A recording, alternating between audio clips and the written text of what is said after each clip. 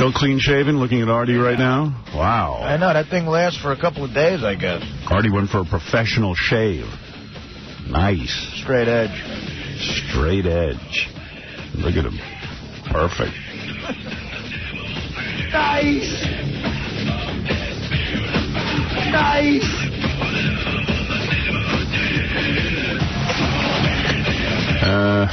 Hey now.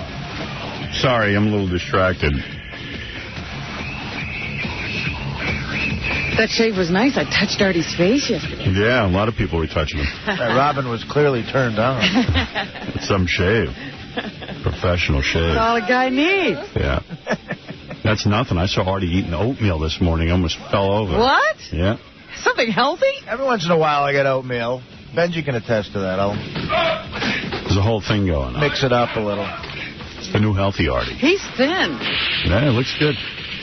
I had to go for a complete, insanely detailed physical yesterday for the movie, you know? Oh, yeah, for your insurance? Right. That's usually a joke, that exam. Well, no. They usually just tell you, stick out your tongue. How do you feel? Good. Goodbye. That's how it's usually been for me, too, with every film or TV show. But for some reason, this was like a real extensive thing. Maybe because they think you're nuts. Well, that on top of, physically, who knows? How extensive?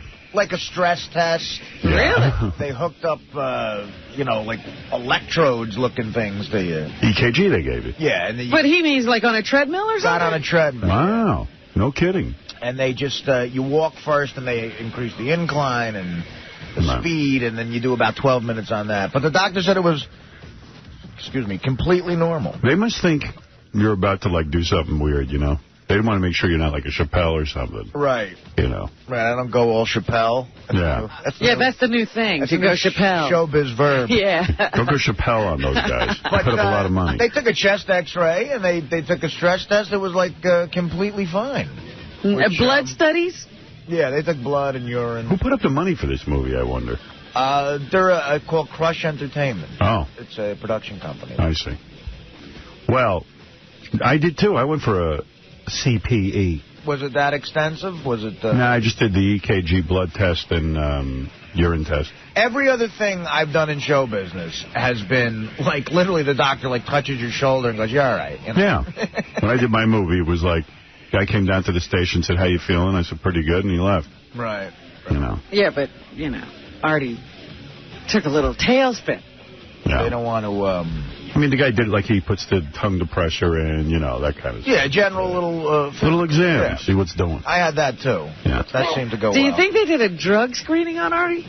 Oh, yeah. Well, yeah, sure. Of course. Well, they're going to find tons of Paxil. Yeah, they're going to find antidepressants. Good. I tell you seem all happy and giddy. They're going to find anti-loony medicine. Yeah. Do you feel like you're more in the world?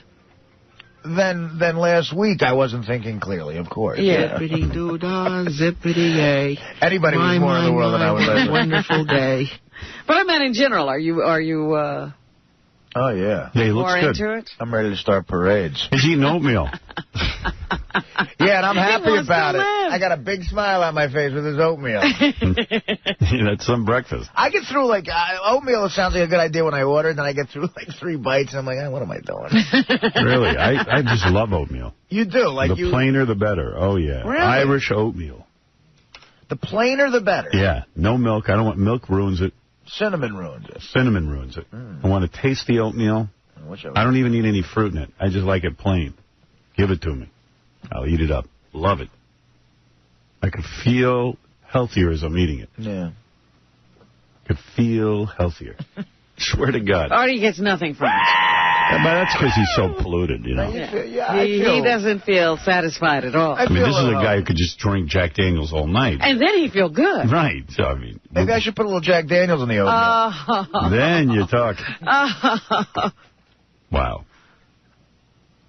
Sometimes I think all I want is a bucket of oats like a horse, not even water. Right. No, don't even douse him in water. You're that into it. Let me ask you something, Artie. Are the weekends tough? Well, I haven't really... experienced one, okay. Yeah, exactly. Everything's new to Artie now. I'll let you know. He'll let you know this weekend. I'm having dinner with Dana this weekend. Nice sort of...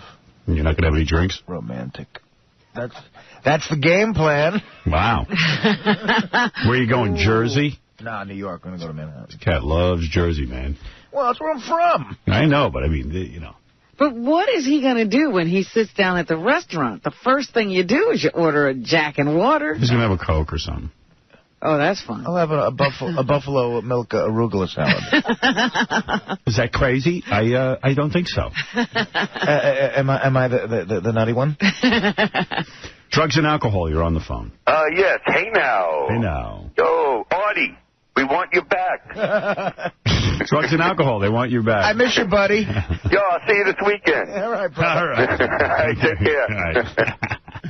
Drugs and alcohol figuring they're going to see you this week. They have a familiar voice. You haven't been to a Yankees game since this happened or anything, right? No. Okay. So all of that will be new. Yeah, imagine watching a Yankee game sober. Thank God the Yankees suck. Dark Knight, you're on the air. Hear me. Right. All right, let me get back to the, so here is Ron with his 87-year-old woman. Yeah, how old? 87. You're 87 years old. Wow, 87 years old. See what I mean? Like, he's trying to act like he's above all this, but meanwhile, he's the one who's going to be with her. You know? That's it. A little wider if you can. That's it. There you go. Nice. Good. Yeah, this is called a job. You know, they called it back in the old days, man. What did they call it back in the old days? I don't know. Never heard of it. Really? Can I with your hand a little bit? You know, He's teaching her. He's teaching her. She's 87, and he's got to teach her. And you know she doesn't want to be doing this. They must be paying her or... Yeah, this is a woman whose Social Security is not covering everything she needs. I don't think her... I can't imagine she's turned on being with Ron Jeremy. And what does she get paid, you think? It's got to be $10 million. I mean, come on. What? I think she actually went looking for them. They say something about she put out an ad. Yeah, because she's hard up for cash. Yeah. Well, I think she sounds like she just wants to learn some new things or something. She sounds kind of curious, I guess. Sounds like she's learning. But, man, it literally looks like they're making love to a zombie, like from a zombie movie. Right. It's the most disturbing thing I've ever seen in my life. So how is he your hero? He's just like a regular guy, like not a real good-looking guy that made love to all these beautiful women. It's like a regular guy's kind of hero, you know? So, I don't know, and he's kind of funny, too, so. Right. I saw him do stand-up in Orlando. He was actually not too bad. All right, at least that's a reasonable explanation. He's an ugly guy who gets laid. I guess I could... Maybe that's why I don't like him. We saw him do stand-up. We should make him do some stand-up in here. Yeah, he didn't do too bad. I didn't know what to expect. Yeah, he was all right. He was kind of funny. Well, he's going to play you in Stump the Perv today. Are you going to be able to beat your hero? I got to admit, he's a very formidable foe, so it's going to be a tough one. He might be in porn, doesn't mean he knows about porn. Yeah. I say Richard cleans him up here. Right, me too. I'm just hoping that Richard doesn't go easy on him because he loves him so much. Yeah, don't go easy on him. No, I still want to win. This will be like the greatest victory ever. It feels so good.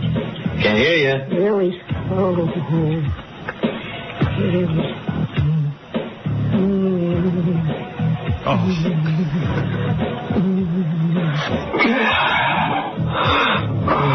into it. Oh, my Oh, that was good. Well, rub it, baby. Feel his thing. I like the feel of it. That feels good. Oh, man. Well, there's your hero. That's intense, man. You know how there's an illegal young age, like 18? There should be an older one. Yeah. Like over upper limit. Cutoff age, like 60 or something. Yeah. Yeah, but it's funny, too, like how somebody was saying earlier, why aren't old guys with these old ladies in these movies? For some reason, it's always young guys. Right. I don't know why. I guess it's kind of that fantasy of a young guy with an older chick. They don't want to shoot a reality show. Did you get that email from Will about the website with animals? Yeah. What? Well, did you go on it? Yeah. Oh, my God. Was that hardcore or what? Oh, it was. That blew my mind. I felt like weird going on it, like I might get in trouble or something. I thought, but maybe it's like illegal. Yeah, maybe there's a bunch of FBI agents looking to see who's logging on, but what are you talking about? Will said, hey, do you think we could talk about this website on the air? And I clicked on it, and it's chicks with animals. Oh. And it was pretty intense, man. Hardcore all the way. It's got to be from Europe or something like that. It's got to be from Mars. Like what kind of animals? You got, but the one I watched was a horse. Yeah, the horse one. And then I clicked on the dog one, but the horse one came up again. You didn't get to see the dog one. I got to see the stills of the dog. Were you disappointed that the dog one didn't come up, though? No, you know what? I was so glad, and I just was like, I don't know. I was almost glad, and I was so disgusted by it. I mean, it was really hard for me to get into. I get kind of jealous when I see a woman with a horse, too. I used to get that way. How could I ever compare to that? Really? Yeah, I used to be like, why is it, like, a decent-looking chick, too, like that blonde chick with the horse? Yeah, they're not bad at all. I'm like, well, if she's into a horse, she might as well just be with me. I know. I'd probably get turned down by that chick. Right. That's aggravating. Maybe that's what I don't like about it. So you get jealous of the horse? Yeah, well, you're like, you know what, if you're going to do a horse, like, how about for a guy who can't get laid? Maybe that's what's my problem is I talk too much, you know. If I just don't say anything, kind of like a horse. Just sit there and eat oats. Put a saddle on. Maybe that'll turn her on.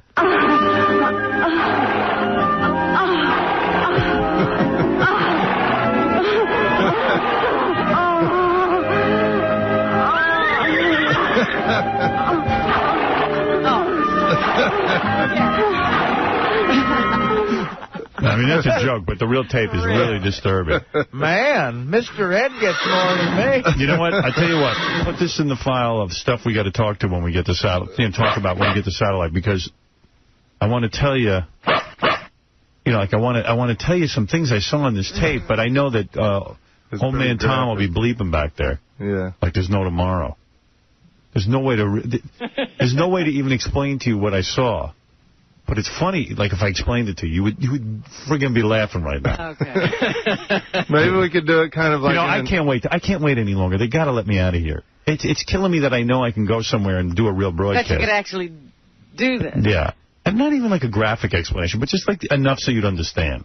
Or maybe you could kind of mask it by saying it's educational. We're learning about horse anatomy. Here. No, there's nothing educational going on here. This is educational. Nobody needs to learn how to make it with a horse. They show it on Animal Planet. Mary Delabate, Gary's wife, you're on the air. Hello, Howard? Yes? What's wrong with having sex with a horse? Huh? You're right. Don't make fun of people who have sex with horses. All right, thank you. Goodbye. Gary, get home. You got to give the kids a bath. Okay, thank you. The voice sounded familiar. Yeah, I was going to say, was that an inside call? Hey, Jody, you're on the air. Hey, Howard, you said to call in for the Beetlejuice game. Right, I'm up for it. You want to play? All right. Yeah. All right, here we go. It's called Beetlejuice Match Game. Here's how it works. We say, Beetlejuice, for example, what is Howard's last name? And Beetlejuice will say, he don't know. He'll say Jones or something, Then we ask him the same question again within 60 seconds. Would Beetlejuice be able to match his own answer? Well, let's see. Oh, God. Let's play the Beetlejuice game. This is for $500 cash, courtesy of Wes Craven's Crushed. Okay, Jody? Yes, it is. All right, it's a hit werewolf thriller, which I'll be watching. Good luck. What is your favorite type of drink? Beer. All right, so Beetlejuice, we say, what is your favorite type of drink? He says beer. Within 60 seconds of asking him that question again, would he be able to say beer again, or would he change his answer? He's going to change his answer. I believe so, too. I think so, too. I don't know why. Although with beer, I'm thinking, like, he really does know his favorite drink. Like some things he does know. I say he doesn't change it. I'm with you, Artie. I think he will. He's going to say car. All right, so you're going to say he changes his answer. Yeah. All right, let's go. Here we go. What is your favorite type of drink? Orange juice. Wow, you were right. You win $500. $500. Nice. Thanks, Howard. Boy, I would have bet the farm that he would. I should have bet you money. You know what? That was good, dude. Stick to your guns. $500 cash, courtesy of Wes Craven's Cursed, the hit werewolf thriller starring Christina Ricci, Joshua Jackson, and Shannon Elizabeth. I can't believe I haven't seen this yet. Yeah, it's funny. You're the best, Howard. All right, brother. Hold on. Thanks, man. It's on DVD June 21st. Nice. They go through this whole thing where they're trying to get Scott Baio booked on the show. So it's a comedy? It's a horror film with some comedy in it. Oh. Hey, John Boy, what's up, man? What's up, man? I just wanted to tell Artie, I really think I like the new filled-up Artie much better. He's less abrasive in the morning, you know.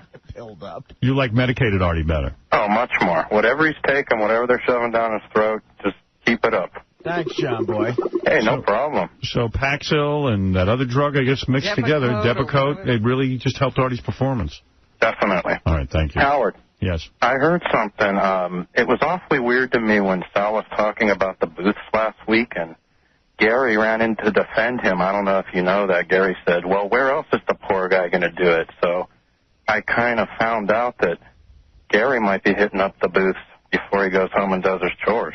I don't think Gary is hitting the booths, because I think when you start hitting the booths, that's really hardcore, low down. I'm a friend of mine, and he gave me the hot ticket on that.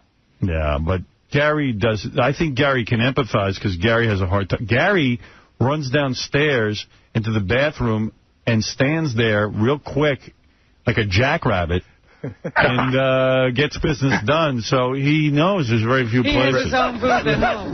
Yeah, and Gary has porno, but he can never access it because everybody's home. I have it. Yeah, you have it, but you can't watch it in the bathroom. No. I have to wait. Don't you watch it and then run into the bathroom? I have to wait till everybody's gone. Even your wife? And how often does that happen? And even lately, like the other day, like everybody was gone, and I threw some porn on, and the dog's looking at me. You know? I've the been dog's there. looking at me watching, not looking at me taking care of business, but looking at me watching porn. I've been there. I throw the dog out of the room. Did you let him clean up the mess for you? No. Listen, I can tell you right now, I've never, ever, since I was 15, been to the boots. What does that mean? Since I was 15. I went when I was like 15 years old. Okay. Oh, you did? Yeah. Oh, man. But me and my high school buddies. I went at like 16 or 17. But I never did any of what Sal does. Like, you go and you put in a quarter and I'd watch a movie. You didn't? No. Oh, okay. Oh, my God. At 15 years old, I was petrified to think of that in a public place. Amanda, you're on the air. Hello. Hi. I am so nervous. Hello. Don't be nervous. Oh, I've always wanted to talk to you. Hi. Oh, hi. I wanted to say, I've seen the Easter last night for the first time, and you make some people sound so ugly, and they're really not. Who do I make sound ugly? Like Artie. Artie makes Artie sound ugly. I didn't say Artie was ugly. I told Artie he's better looking than I am. I think Artie is really hot. Thank you, sweetie. You're welcome. All right, you want to play? I do. All right, it's for $500 cash. Okay. Beetlejuice game. All right, so here's the question for Beetlejuice. Here we go. What is Howard's last name? Howard Stern. Howard Stern. Man, that's a hard one. I say he knows it. Even, you know. Yeah, this I don't think he'll change. Yeah, I think he knows it. Artie? Yeah, I'm going to have to say he would know this. All right, let's see what happens. For $500. What is Howard's last name? Stern. Yeah, you got it right. You win. Oh, my God. $500 cash. Oh, my God, I love you. Yeah, hold on. Courtesy of Wes Craven's Cursed. What are you wearing right now? Oh, my God. I will get butt naked right now. I'm so excited. Go ahead. What are you wearing? Seriously. I have a tank top and some pants. I'm at work. Oh, you're at work. What type of work? I work for the Center for the Disabled. Yeah, I live in such a warped world. I always expect a woman to say, well, I'm a professional stripper. You know what I mean? I'm always surprised when a woman... That's the only work there is. I'm always surprised when a woman does something else. What do you do? I work for the Center for the Disabled. Wow, that's hard work. Oh, I love it. I've been doing it for 6 years. Do you actually have hands-on experience with disabled people? Oh, yeah. Wow, man, I did that one day. I lasted an hour. I think it's great. I think they're hilarious. You laugh at the disabled people? Well, not like laugh at them, but some of the things they say, like they're really intelligent, and you'd be surprised at some of the things they say. You're just like, wow. I worked with the CP people. That lasted an hour. Yeah, that's pretty. I ran out of there screaming. What kind of disabled you working with? It used to be called the CP Center. Now it's all sorts of people. Wow, that's hardcore. Yeah. Disabled people. Would you have sex with a disabled person? Sure. You would? Sure. Have you? No, never.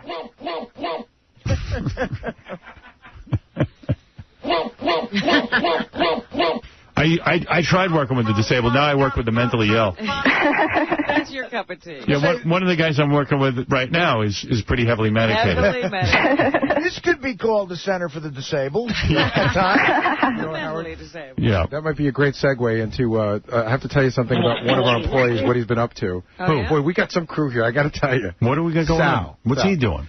So, you know how he gave that revelation a couple of months ago that he once took care of business here in the K-Rock bathroom? Yeah. And he was told that if he ever did that again, he'd be fired. Yeah. Right? So, doing that relay phone call yesterday, he got all worked up. So he knows he can't do that here. So he ran across the street to McDonald's. Oh! And did it there? Yes. No. Oh, my God. What worked him up about that phone call? He gets worked up about weird stuff. I guess talking dirty to the relay operator. He likes that. And her getting angry probably helped. He likes talking dirty, degrading her, and her getting angry. That got you turned on? Oh, it got me so turned on, I couldn't hold back. And really? I swear. And you ran across the street to McDonald's? I went to the bathroom here first, and once I closed the door, I said, you know what? I promised Tom I would never do it again. And even though he can't watch me, I went across the street to McDonald's. Wow. And it was rough because you had to get a key. I had to wait online and get a key from the Puerto Rican lady behind the counter. Wow. I've never had to do it that bad. That's hardcore, man. All right, hey, hold on the phone, Amanda. All right? Okay. All right, hold on. We'll get your information. $500. No kidding. I'm trying to think what about that. You know what? By the time I got there, I would have already forgotten why I went. I'll tell you why it would turn me on. Here's a lady who's simply doing her job, and you're forcing her to say the most vile, vulgar, disgusting things. I'm hearing this without the beeps. Right. So as I'm typing my sickest fantasies, and she's saying it to John the Stutterer, I'm getting a little dance in the pants. Yeah, you got to say that Sal writes all these fantasies for the people. You know, I what to say, so it's right up his alley. Well, I'm the typer, you know. Can you listen to it? Yeah, you're not going to run across the street to McDonald's right now, are you? You know what I do? It's so sick. I go just to the lady, and I mute out John, and I just loop the lady parts. Sal, and I get worked up. Sal, next time you do that, could you grab me a quarter pounder with cheese? No problem. Hello? Hi, this is an AT&T Internet Relay Service, B5, with a relay call for this number. The caller has said, my name is Jack Me Offer. May I speak to John the Stutterer, please? Yeah, I want to, I want to,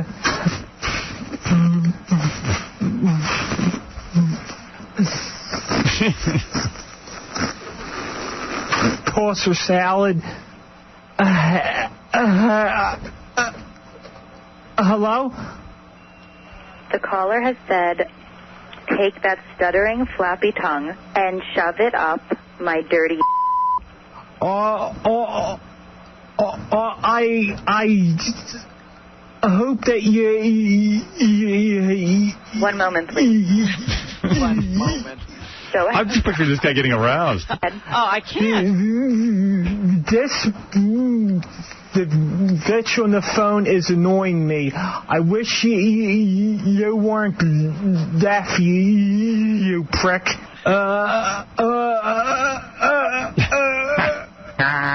Over. The caller has said, you're such a stupid, stuttering asswipe that you couldn't take that flappy tongue and lick a fat, smelly if you tried. Go ahead.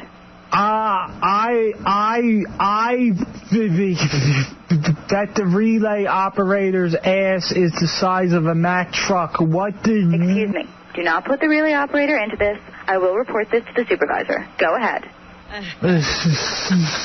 Sorry. Tell him I want his now.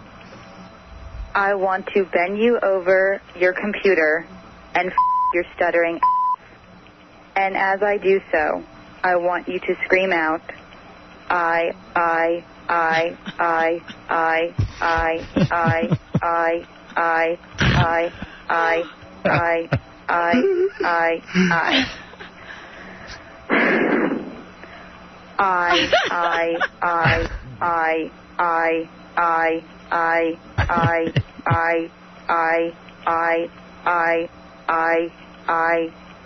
And then I want to shoot my delicious, goopy love shake all over the relay operator's That's it. I'm turning you guys into the supervisor. Well, what's wrong? I told you not to bring the relay operator into this. People actually have to use this line. So now I'm turning you over to my supervisor. No, this is my friend. It's my lover. Uh-oh. That's it. And then he ran out to McDonald's, Sal. Well, that's what I'm thinking. After she got upset and said, I'm turning you into my supervisor, he ran to McDonald's. Well, he ran to this bathroom first, thought better of it, then ran to McDonald's. I mean, like, there's a lot that's got to go on before he gets to the business. Yeah. He ran out to this bathroom, thought of Tom. Yeah. I didn't think the thought of Tom would calm you down. No. Then he said, I'll go to McDonald's. And wait in line for a key. If thinking of Tom might turn you off, yeah. Just a little bit. I don't know. Am I the crazy one here? I don't get it. What am I the nut? Dude, don't you lose your interest after you're waiting online and you thought about Tom? And the 300-pound Puerto Rican chick at McDonald's, I know her. There's a lot of speed bumps. And I could do it real quick. I mean, it's like ba-boom. Ba-boom. Yeah. Oh. Ba-boom. So there's no... You know, if people are standing in line for the bathroom, you're not holding anybody up. No, not at all. All right, we'll be back right after these. I'm sorry, Juanita. Howard Stern. Howard Stern. The Howard Stern Show.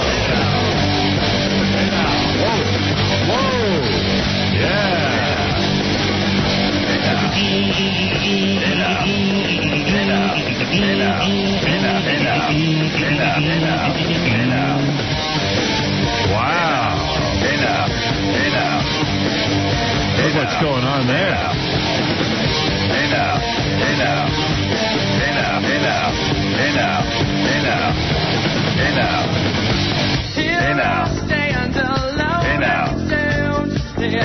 I don't know what song that is.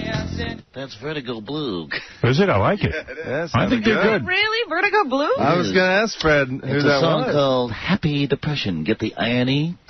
Yeah, that's about his father, isn't it? He's happy, I'm depressed. I like Vertigo Blue. Big Wow, fan. want to hear more of that. That's Scott the Engineer's son out there. Don't say that. You want to hear more? I will hear more. I'll have a whole CD in my hand in a moment. I understand you want to hear more of my son. I just happen to have about 48 of them in my knapsack. Well, I like it. I like it. Good for them. All right, good for them. Vertigo Blue. All right, it's time for Stump the Perv. Stump the Perv.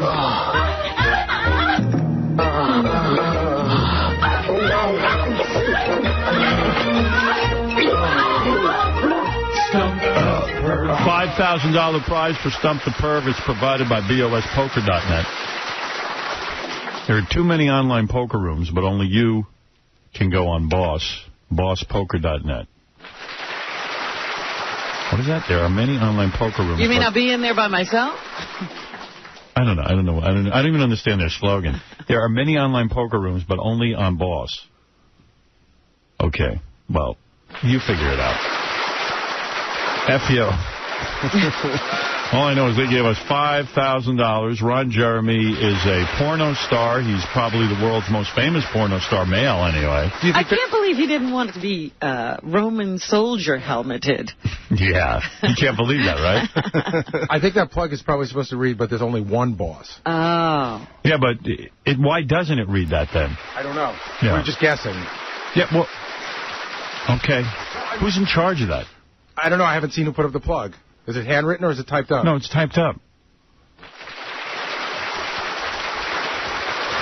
You did that, Jason? What's going on over there?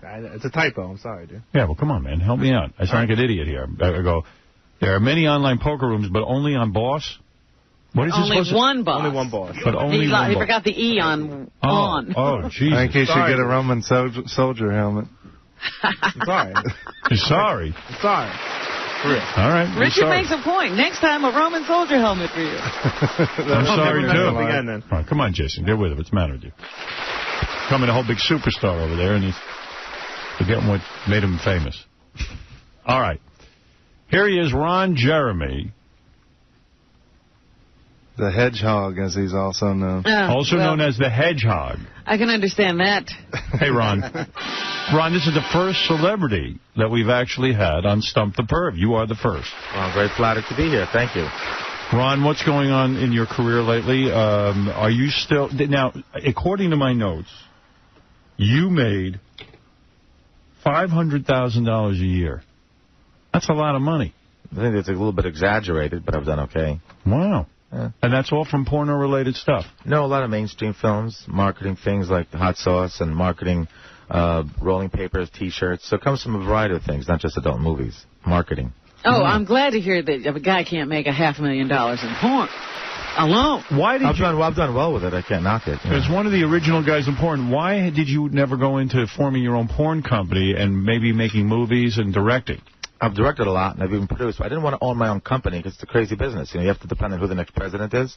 You know, under Republicans, they get prosecuted, they go to jail. Most of the owners of most of the companies have done jail time. They have? Of course. Steve Hirsch has, Mark Carrier has, because, you know, or they have to fight and go to court all the time because it's a very crazy business, you know. Well, why? It is not against the law to sell porno, is it? Yeah, but they have first they had the state cases in California. The Hal Freeman decision made us finally beat that, the pandering laws.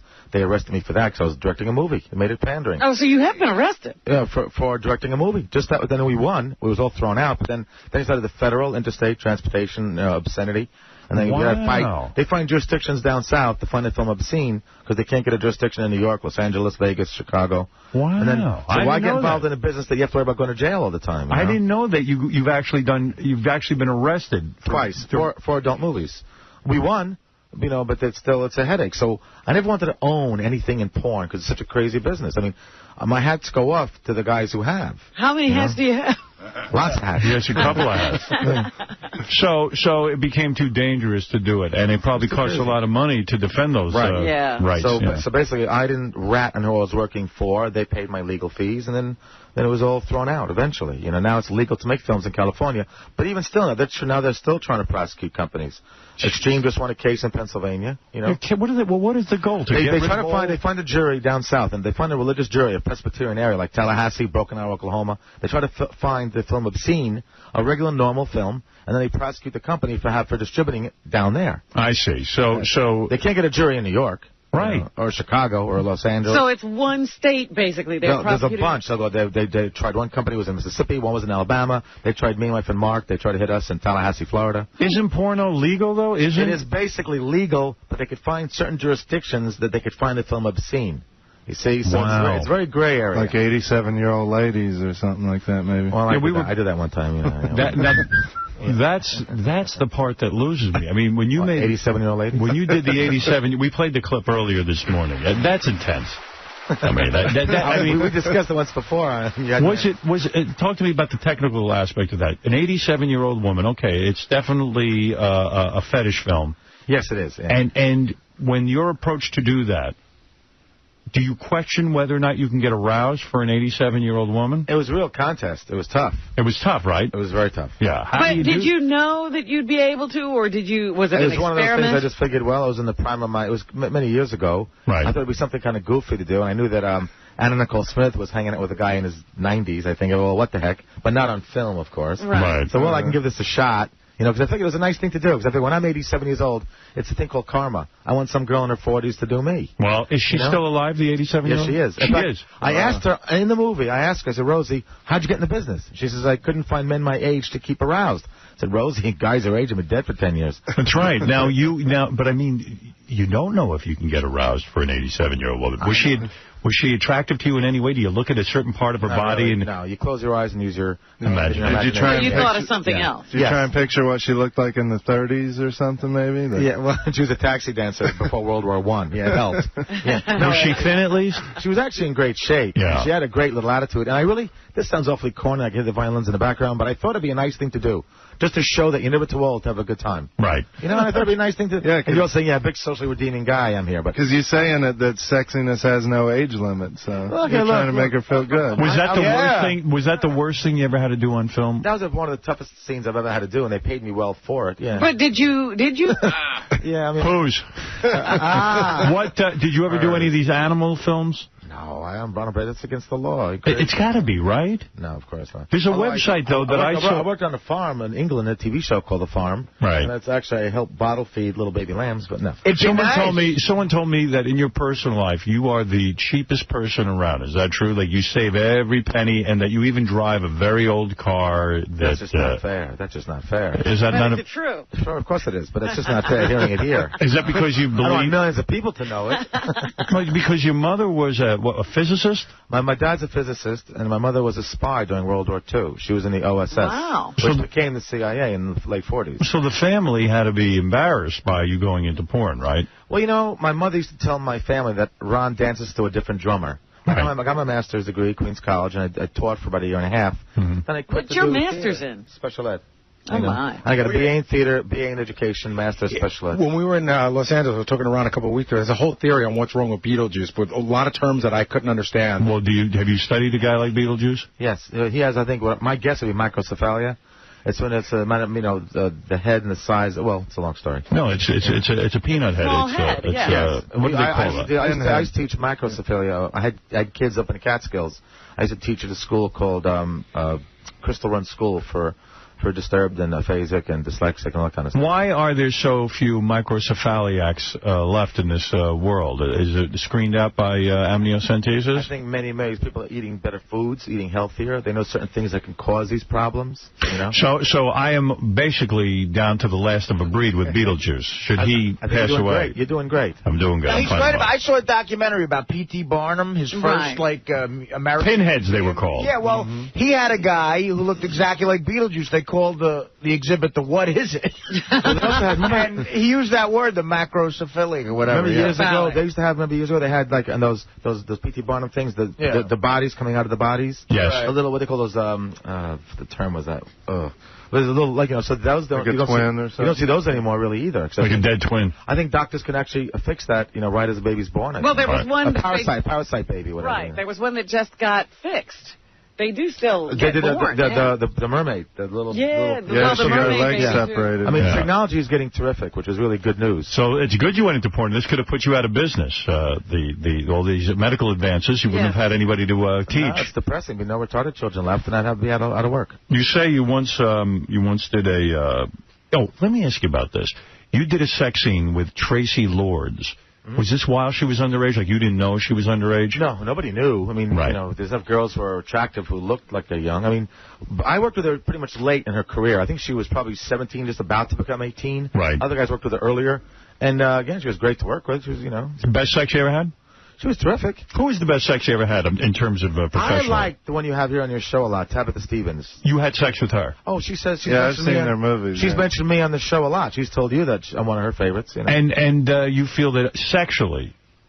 Are women different? Sweet. Are women different sexually? Let me tell you how I look at it, and a lot of guys probably agree with me. It isn't so much the looks as it is the excitement and the energy. Most guys will take a girl who might not be as good looking as the other girl, but she really enjoys you. She loves it. She's having a great time. She's moaning, groaning. So that makes a difference. Try to find that. That is the camera, and the girl's still moaning when the camera's turned on. That is exactly what Billy Bob Thornton says about models and Angelina Jolie. He said to the rest of you, first of all, he admits now that she's highly overrated. All this carrying on about her screaming and yelling, he goes, he says in an interview, a lot of these really good-looking women are like making love to a couch.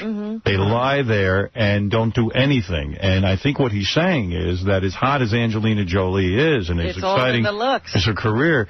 I always say, look, most guys wouldn't even care if the technique was bad as long as she just loves the idea of doing it. Right. She just loves to have the old schmeckle where the sun don't shine, whatever. Right. You just love that. Right. You like the attitude. Tabitha Stevens has the right attitude. She's adorable. She's cute. She's spunky. She makes it a fun scene. I also like Christy Canyon, Terry Weigel, Taylor Wayne. I mean, there's a lot of girls that have always been a lot of fun. When's the last time you did a sex scene in a movie? 2 weeks ago. Vicky Vett. It was an internet scene for Video Secrets. Will regular women... Metro Interactive. Will regular women date you, or are you considered, too far gone? Well, if you're in the industry, it's kind of like in the world that rock stars go through, that they won't take it too seriously. They might want to maybe just mess around, but to a strong relationship, what girl's going to say, I left my boyfriend for Ron Jeremy? They won't take us seriously, but fun is perfectly fine. But do you I was going to ask what that has done to his social life. I mean, the social life is great. I mean, Gary's seen, he sees me with pretty women. We got the Bunny Ranch girls here, by the way. Right. So, I mean, the social life is terrific, but the relationships are difficult. Romance is tough. There's no romance. A few years here, a few years there, it's tough. But right now, no. I'm single. You are? Have you ever been married? No. I had girlfriends 4 years, and things like that. But you have? It was always non-monogamous. It was never really... Right. I always allowed freedom for both me and the girl.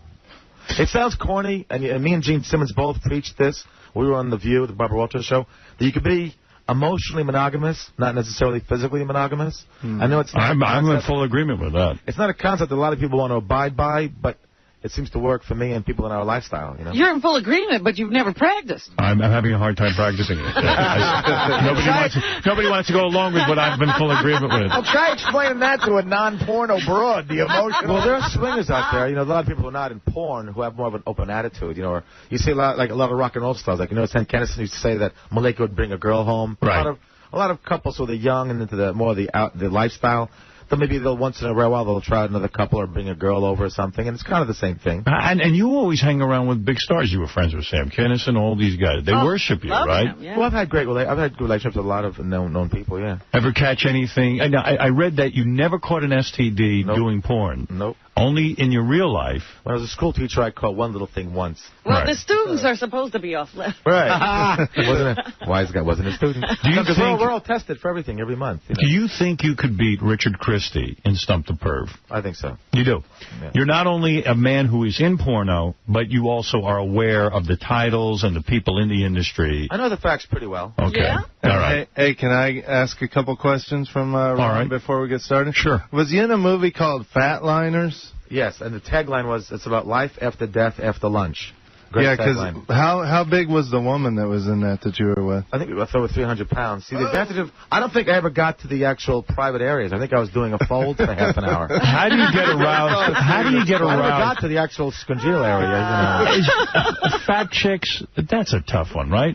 Which was worse? The 87-year-old is worse than fat chick? That was a tie score. Right. It was real tough. Let me ask something. I'm not exactly skinny, so they made me feel thin for once in my life. But wait a minute. Are you using any kind of chemicals to... No. You really don't? It's amazing. I got to tell you the truth. I've never once touched Viagra. Nothing. I've promoted late-night TV. I do these infomercials for Extends or Vigorex, but I've never, ever used any kind of... So even with the 87-year-old woman and the fat chick, you never used a Viagra? I had to take a break, run to the back room, use the imagination, come back out. Yeah. Right, and rally. I've done that. That's what I was going to say, where he was talking about, if a girl's into it, it doesn't really matter what she looks like. Have you ever done a movie where you couldn't get aroused? There have been some that were tough. Like I did one out in Mallorca, Spain, with Rocco and Cicciolina. We were out on a boat. Everyone was throwing up because of the sea. Everyone got seasick. Right. That was murder. But it wasn't because the woman was ugly or you just were turned off. People were all getting sick. What an imagination. You're like J.K. Rowling. Really? Have you been on set where a woman smells incredibly bad and you have to say, listen, someone's got to... Sometimes, here's what you do. We have techniques for that. You give a wink to the makeup artist.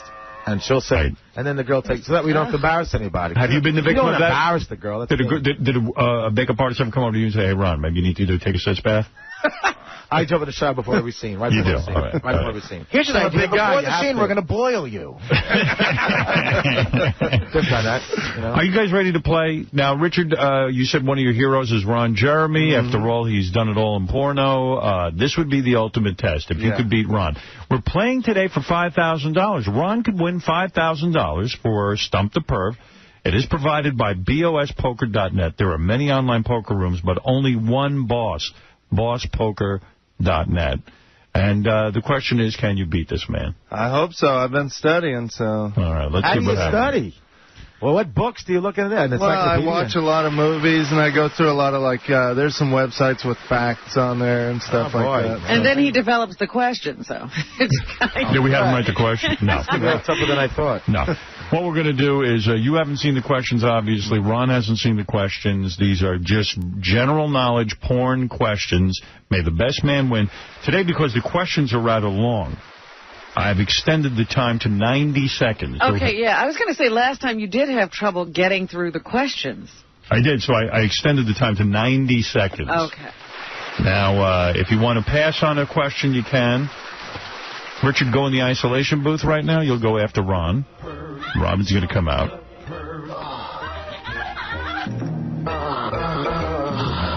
This is exciting. Now that he's gone, can we talk about him? Yeah.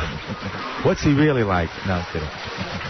You don't want to know. Have you seen the girls back there? You see those girls are wearing back there, the Bunny Ranch girls? No. Are you here with the Bunny Ranch girls? Oh, yeah. The Cat House show starts tonight on HBO. By the way, yeah, I didn't realize you had a plug. Watch Cat House Thursday nights at 11 on HBO. That's, what is that, a reality show? Tonight's the premiere night. You know, Dennis Hoff and the girls. Yeah, it's every Thursday, and it's a reality show inside a brothel. Are you in it?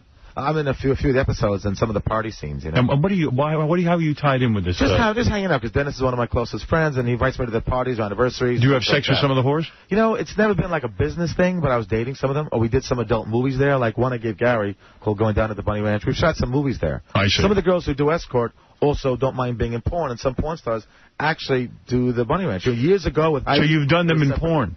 I've done them in movies, yes. Okay. You know what's funny? With Heidi in the old days, girls did escort or they did porn. You never saw them do. But since the Bunny Ranch has been around, now you see porn stars and escorts intermixing. Were you part of that whole Heidi Fly scene? Were you involved in some of the parties? She was always a friend of mine, but I never really knew her in that way. Right. I've known her for years as just a friend. And her and Dennis are now actually dating. Yeah, I heard that. Yeah. And we're giving away a trip, right? Somebody can win a Father's Day gift. Tomorrow we are going to have the girls from the Bunny Ranch on, and we are going to give away a Father's Day to the Bunny Ranch. How sweet. I think that's great. What a family program. Ron Jeremy's Hot Sauce is available at XXXHotSauce.com. And you can see Ron in Charlie's Death Wish, available in stores now. That's a porno. It's a regular movie with a bunch of rock stars in it. Dizzy from Guns N' Roses, Lemmy from Motorhead. We got from Tracy Guns, from LA Guns. They're all in it. All right, so this is not a porn. It's an action film. It's a vigilante movie, yeah. Are you ready to play or not? Yeah. All right, here we go. This is the big one. $5,000. Take it seriously. I hope you take it seriously. Yes, I'm glad you said that. I mean, you make $500,000 a year, but you could always use an extra $5,000, right? Okay, here we go. Ron Jeremy, I'm going to ask you 7 questions. Answer them to the best of your ability. You have 90 seconds to answer. You can stop the clock whenever you want. Here we go. What happens if you stop the clock? Just so I know. Well, That's your time. That's your time. In other words, let's say you go through all 7 questions. Right. And 2 of them you pass on. I might say to you at the end, you want to go back. Now, if you go back, you eat up more time. So if you and Richard tied, but he answered in a short amount of time, so you got to weigh that all out. So if I think I don't know, I'll just say stop, go on to the next question. Next question, that's right. You just say pass. Gotcha. Okay, go back here we go. Okay, here we go. This vivid girl has also performed under the names Sadie Jordan and Brooke Thomas. Wow, don't know that one. Okay. Despite making over 400 adult movies, including Midnight Librarians and Spring Break Sex Kittens, this star has never had an on-screen XXX scene with a male co-star. Good Lord, I don't know that either. Oh, my goodness, Ron. What recent AVN newcomer of the year and Squirt Woman takes her porn name from the Greek goddess of love, beauty, and music? Cytherea. Okay. What porn legend of such classics as Wanda Whips Wall Street and Backdoor Bonanza 3 appeared in the mainstream movie Boogie Nights as a judge? Veronica Hart. And Jane Hamilton's her other name. I got her the job, by the way. What star of such films as Rich Wives Clubs and Mind Games was indicted in 2000 for insider trading? Oh, that was Marilyn Starr. Which star of Four Finger Club 9 and Top Notch Bitches also appeared in an Eminem video and The Sopranos? Gina Lynn. This late bloomer didn't get her start in porn until 2003 at the age of 37 and has already made over 75 films, including Sodomy Sandwiches and Give Me Gape. I pass. I'll go back to that one. All right. Do you want to go back at all or stop that last one? Go back to that last one. This late bloomer didn't get her start in porn until 2003 at the age of 37 and has already made over 75 films, including Sodomy Sandwiches. Time. Okay.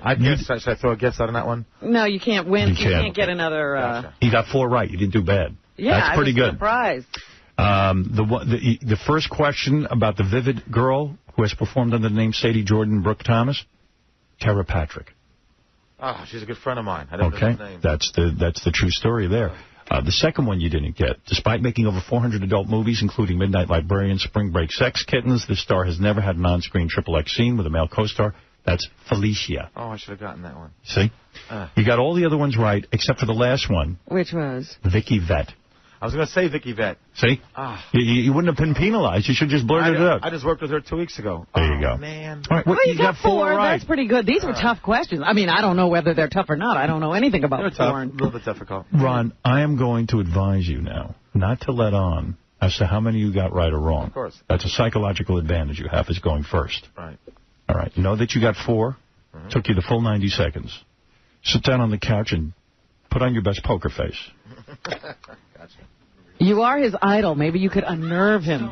I know he's nervous. All right.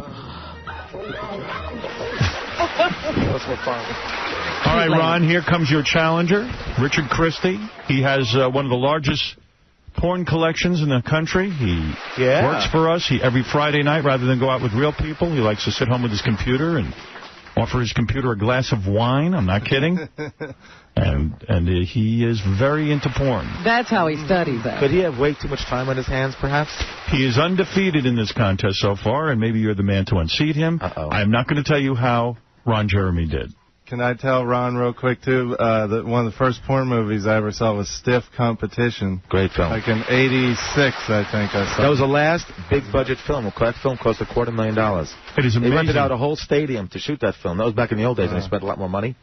It is amazing to me that anyone even retains any information about these films. I want to thank you for that T-shirt. When he bought that, I made 80 cents. Thank you. Right. Stiff Competition. Stiff Competition. Here we go. I'm going to give you the 7 questions. You know how it goes. Everyone must be quiet. This vivid girl has also performed under the names Sadie Jordan and Brooke Thomas. Pass. Despite making over 400 adult movies, including Midnight Librarians and Spring Break Sex Kittens, this star has never had an on-screen XXX scene with a male co-star. Let's see. Is that Janine Lindemulder? What recent AVN newcomer of the year and squirt woman takes her porn... Cytherea. What porn legend of such classics as Wanda Whips Wall Street and Backdoor Bonanza 3 appeared in the mainstream movie Boogie Nights as a judge? Veronica Hart. What star of such films as Rich Wives Clubs and Mind Games was indicted in 2000 for insider trading? I know that one. Pass. Which star of Four Finger Club 9 and Top Notch Bitches also appeared in an Eminem video in The Sopranos? Let's see, was that Raylene? This late bloomer didn't get her start in porn until 2003 at the age of 37 and has already made over 75 films, including Sodomy Sandwiches and Give Me Gape. Pass. Let me go back to the Brooke Thomas Vivid Girl. Okay, this Vivid Girl has also performed under the names Sadie Jordan and Brooke Thomas. Oh, I know I saw that one last night when I was studying, too. Time. Uh-oh, you've been defeated. Wow. Ron Jeremy, you are the winner. I know why he said Raylene. Raylene was in a video with the band Everclear. She did the video for the music because that was from Detroit Rock City, which I was in, and it was Boys Are Back in Town. You are not the top pervert. This is the top pervert. Oh, right. That's a nice title. Jeremy is the top pervert. I like the money, not the title. He wins $5,000 from Stump the Perv, provided by BOSpoker.net. There are many online poker rooms, but only one boss, bosspoker.net. You really screwed up big time. He'd probably get this one. I could help him with one question because I knew I should have gotten it. It bothered me a lot. The one about the girl who never did an on-sex scene with a guy. And you said Janine. Who'd be the next girl you'd mention? I'm sure you'll probably... Jim Holiday films all the time. The ones he mentioned were films with Jim Holiday, VCA. Her name is Felicia. Felicia? Yeah, she's the only other girl. You're not even familiar. She's the only other star besides Janine who never did guys. Wow. The first answer was Tara Patrick. Sadie Jordan and Brooke Thomas. I didn't know that either. You got Cytherea. Both of you guys got that. And then there was Veronica Hart. You got that one. Yeah. I don't think Richard did. Yeah, I got that. You got that. That was the other one. Nina Hartley was also in the Boogie Nights. Yeah. Yeah. Rich Wives Club, Mind Games, Marilyn Starr. She had that insider. Yeah, she had insider. It was a big scandal. She had a big insider trading thing. I know. I heard about that, but yeah, I couldn't remember. I never heard that name. Four Finger Club 9, Top Notch Bitches. Eminem video in The Sopranos was Gina Lynn. Ron got that. Okay. And the late bloomer who didn't get her start in porn until the age of 37 was Vicky Vett. And I just worked with her 2 weeks ago. I feel like the biggest idiot. Yeah. Man, those are some tough ones. Well, Ron got 4, you only got 2, but both of you used all of the time you had, so yeah. Well, that's how it went today. Well, I'll buy a drink with my $5,000. All right, thanks, man. Yeah. You go to the Dennis lets you go to the Bunny Ranch, You know why I believe you lost? Why? Because you've been with real women lately. Screwing you up. Not studying as much? He's not studying. He's really messing up. No intercourse, just having coffee in Danish. Hook-nosed Mike, you're on the air. Morning, Howard, you hook-nosed Jew bastard. Listen, Ron, I wanted to ask you, how does a guy like you, I'm a hook-nosed Jew bastard, too, by the way. Yes.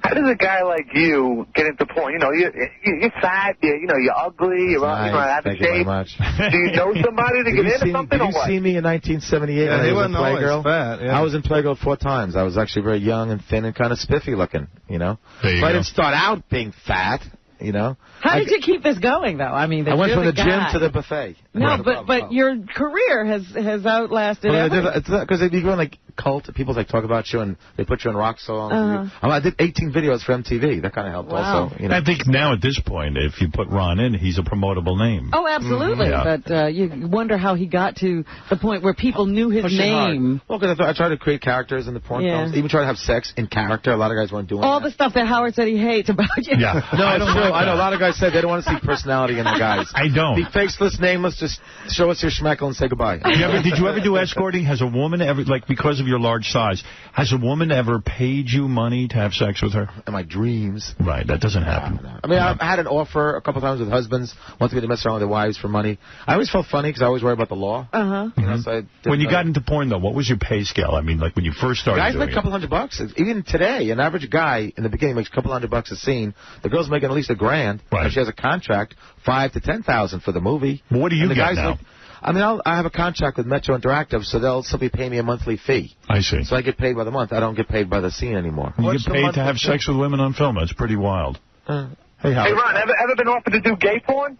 No, I wouldn't be able to. I see some hairy behind. As Sam Kennison used to say, I want to shave it. I don't want to do anything. I wouldn't be able to. What about when you're in scenes with other guys, though? Those are funny. Where you're doing what they call, orgasmo. What they call it. Oh, no. That's the worst thing that could ever happen to you. You don't think about it. Being in a room with another guy is tough. But you don't think about it. You're with a girl. You're with a beautiful girl, Okay.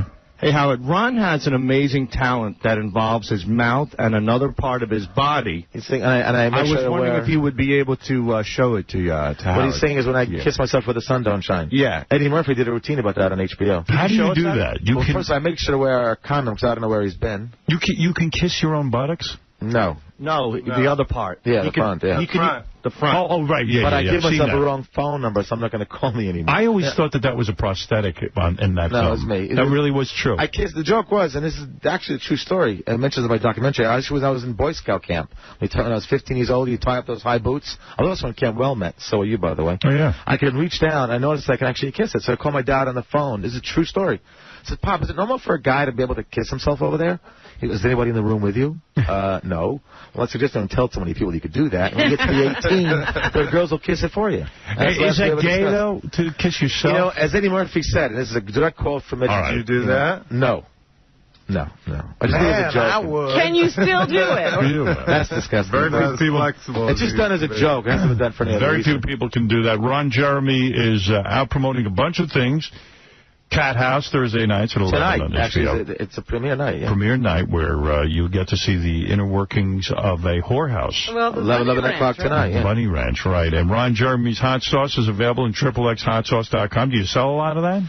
We're doing well. It's got restaurants in California. It's got stores on the East Coast. Yeah. And people will still eat when they see Ron Jeremy. People think it's actually better than what's the normal thing people usually use? Tabasco. Yeah, it has a nice flavor. In fact, Gary has one. Yeah. With your image, I'm surprised anybody would want, as Robin says, to have food products. It's funny, I know. It's red.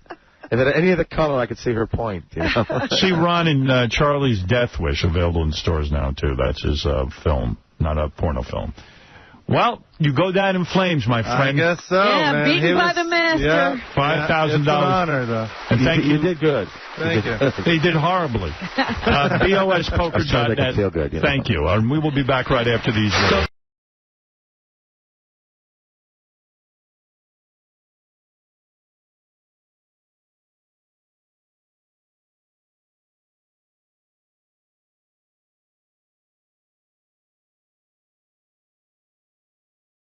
Now, you're here promoting your new book. Yep, I'm here promoting my new book on the 50-year anniversary of the murder of John F. Kennedy, and it's 63 reasons why there was a conspiracy to kill our president, and Howard and I will talk about that. And we'll also talk about the possibility of a federal ticket, Jesse Ventura and Howard Stern. That's a vote. Imagine the shockwaves through the world that will send. That's a vote I'd like to put myself, a vote I'd like to register.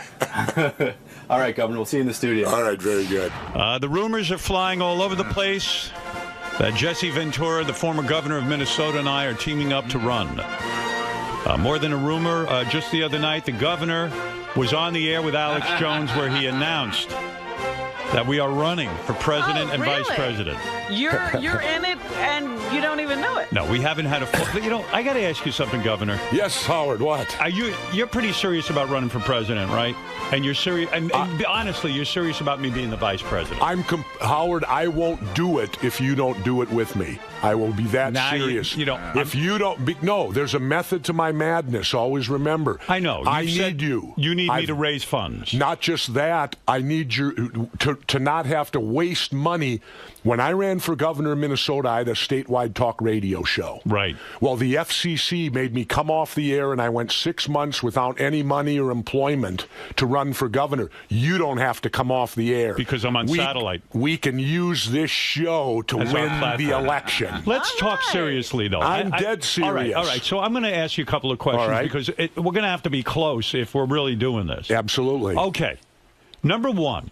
If I'm doing America's Got Talent, let's say, and I'm doing this radio show, if we really won, it would be an uphill battle. But if we really won, do I have to give up that work? The vice president is going to be a judge on America's Got Talent? Well, I don't think there's any law that says you have to. Would you mind, as the president, if your vice president is busy judging a talent competition? Honestly, as long as you... When I was governor, I did some outside jobs on the weekend and on Sunday. And you got criticized for it. And why? Why? Yeah. That's what I'm asking. It was Sunday afternoon. The Capitol ain't open. Right. And, they never criticized me. I had a ranch then. There was no criticism when I spent all weekend baling hay for $4 a bale. Do you know that in the early days of our government, and I'm sure you do know this, and I don't know if people are aware of it, but government was set up so that regular working people would go to Washington for just a couple of weeks, but they would actually work and go and work in their communities. They weren't expected to give up their jobs. Am I correct? I think so, in the early days. In the early days. No, to me, Howard, if you were my VP, as long as you fulfilled everything we needed done, I could care less that if you went and judged a show on TV. And by the way... Would you rush back to Washington to end a stalemate in the Senate? If the president needed me to do it, of course. Well, that's your job as vice president. Right. Unless the finales are going on, I would be there. And then the only other thing he's got to do is attend funerals. That's true. It's not a bad gig. I love a good funeral. No, Howard. I went to the funeral of the great 60 Minutes reporter Ed Bradley. I had terrible seats. I think as a vice president, I would be up closer to the celebrities. All right, let me ask you a serious question. Okay. What the fuck is our platform anyway? Because I really don't have Here one. it is. Go ahead. I'll tell you what we could win on right now. And everything's fallen in place for us. Go ahead. The government shutdown. Right. Here's the platform. We would give the people of America the first opportunity to vote for a president that does not belong to a political party since George Washington. And what would that look like? He is our only president who did not belong to a political party, and I think people would jump at that today. And he was not a Democrat. He was not a Republican. He was nothing. Is that enough? No. Is that enough for us to win, though? Will people understand that benefit? I think so. In light of what's going on today with the government shutdown and the way that the whole thing works, I mean, did you know that this is all over health care, right? Right. Do you know that congressmen and senators get 4 choices of 4 different health plans they want? They should certainly. Yet they won't give us one. Right. But they have 4. So we would end that?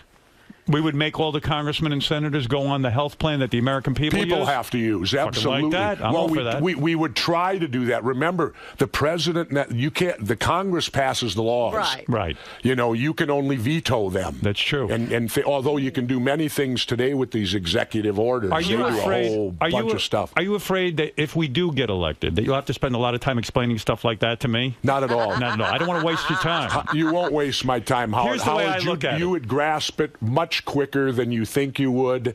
I mean, look at some of these bozos that are elected. But I'm for they don't have any problem with it. I'm for total transparency, so I don't mind having this discussion with you on the air because I think the people should hear this. Absolutely. Let's figure out the political landscape. We'll probably be running against Hillary Clinton and whoever she chooses. Okay. And who are you going to vote for then, Howard? Because you're a big Hillary fan. I don't know that I would vote for myself and the governor. I don't know that yet. I have to hear what we all have to say and make a decision. If we're on the right path, then I'll see. I don't know that we're the best yet. Let's say it's Hillary Clinton. All right. Let's say the Republicans take a moderate like Chris Christie. Who's a pretty good governor, right? Or you take who else could we be looking at? Maybe one of those Tea Party nudniks or something like that. So it's not going to be an easy cakewalk. It never is.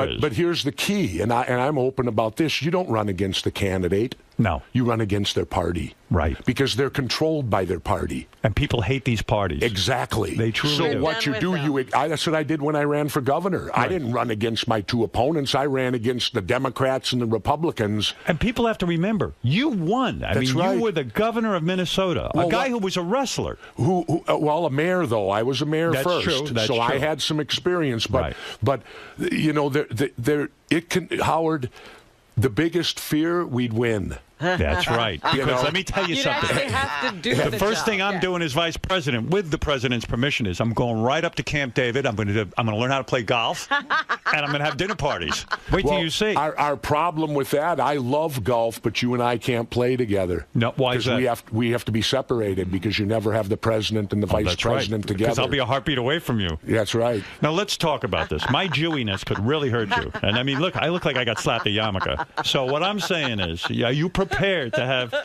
my Jewiness be the vice president. Howard, and we could have a first Jewish president or something happen. Well, we would also break another new ground, if you remember when George was here that day. So we would have an atheist and a Jew. That's right. That's absolutely true. I do like what you're saying, though, the fact that we don't belong to a political party. I myself am an independent. Howard, we could win it on that alone because you gotta parry it down to one or two things. You don't want to be spread out all over.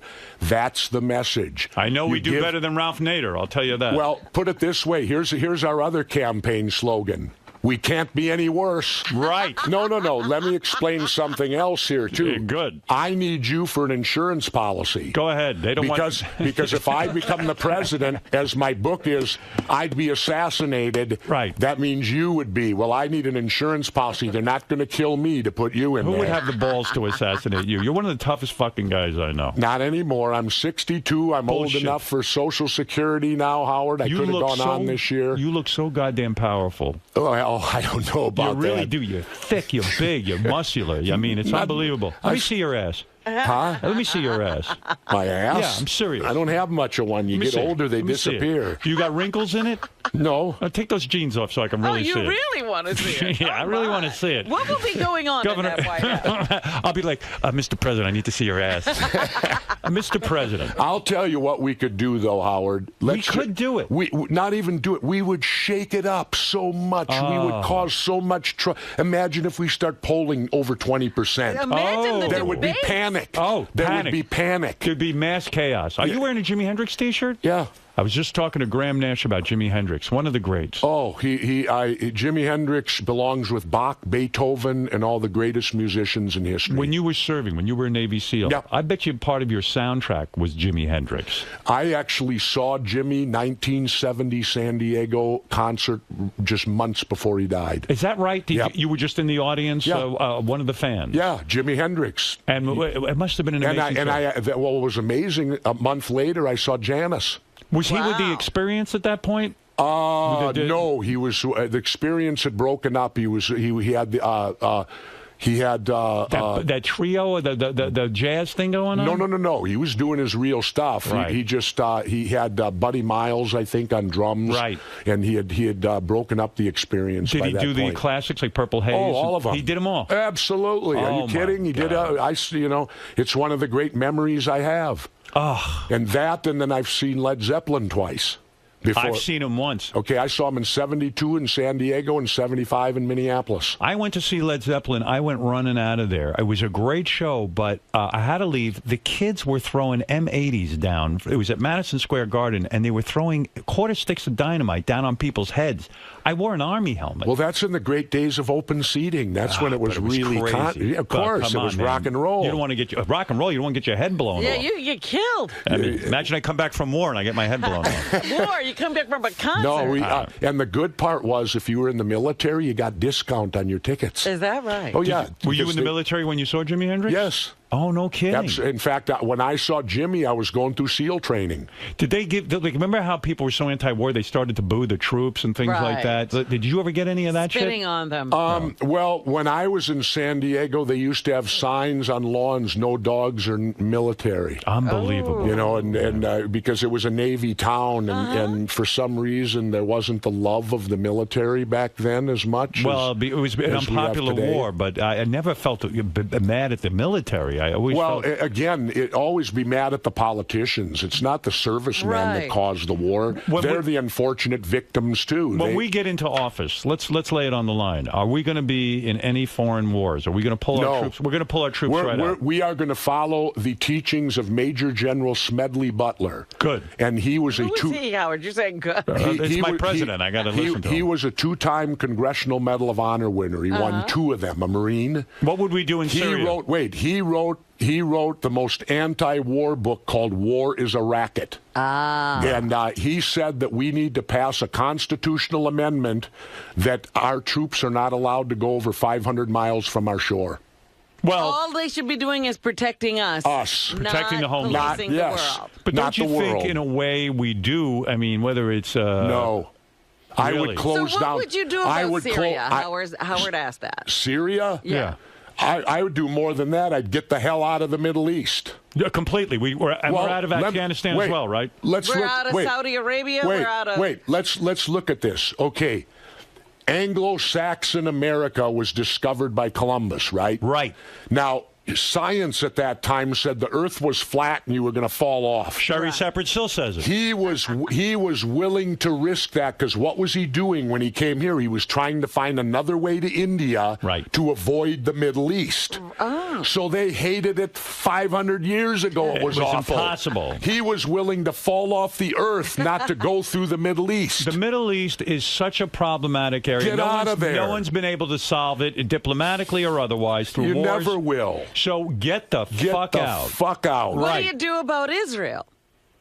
Let them do their thing. Let them do their thing, whatever they do. You remain a strong ally and provide them with arms? No, I would stop providing arms. We got to cut providing arms throughout the world. No shit. Well, you know, you sit... I might have to vote for Hillary. I'm still running with you. Don't get wrong. I just want to make sure we don't win. Why do you want arms sold throughout the world? So what we're going to do is we're going to drastically, we're going to just change the way the world operates. Yeah. You know, Crosby, Stills, and Nash said we can change the world. Rearrange the world. That's what we're going to do. Well, John Kennedy tried to do it, and they killed him for it. That's the subject of your new book. Yep. Yeah. By the way, before I get to your new book about Kennedy, and I want to ask you about a whole bunch of conspiracy theories. I want to know exactly where you stand on several of the modern conspiracy theories. But is it true? And by the way, the other thing I like is we will have a first president, and I'm going to say this in the debates, the first president who lives in Mexico. Will you continue to live in Mexico when you're president of the United States? I don't think they'd let me, but I think I'll keep my property down there and I can still go on vacation. Is that going to be your summer home? Well, I say fuck them. Let's have the president live in Mexico. The fun part would be I'd go down there and there'd be helicopters, boats off the thing, and all the security. So it would kind of destroy why I go down there. That's right. And I'd probably destroy the neighborhood. So I have too much respect for my neighbors. So maybe I wouldn't go there for 4 years. But is it true? Yes. That you were saying recently that you cannot get a job on American television. Yeah. And that's why you had to take you were doing a show now in Mexico. Yeah. What is this show you're doing? It's going to be an internet show. It's the same company that hired Larry King. Oh, the Russians.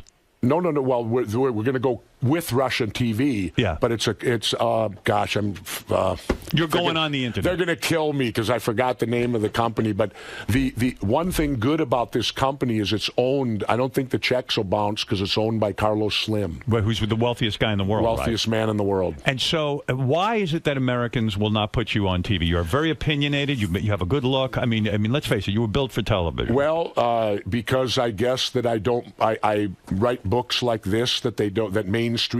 I have no mainstream interviews because of this book. Really? Yeah, I'm the only one. You.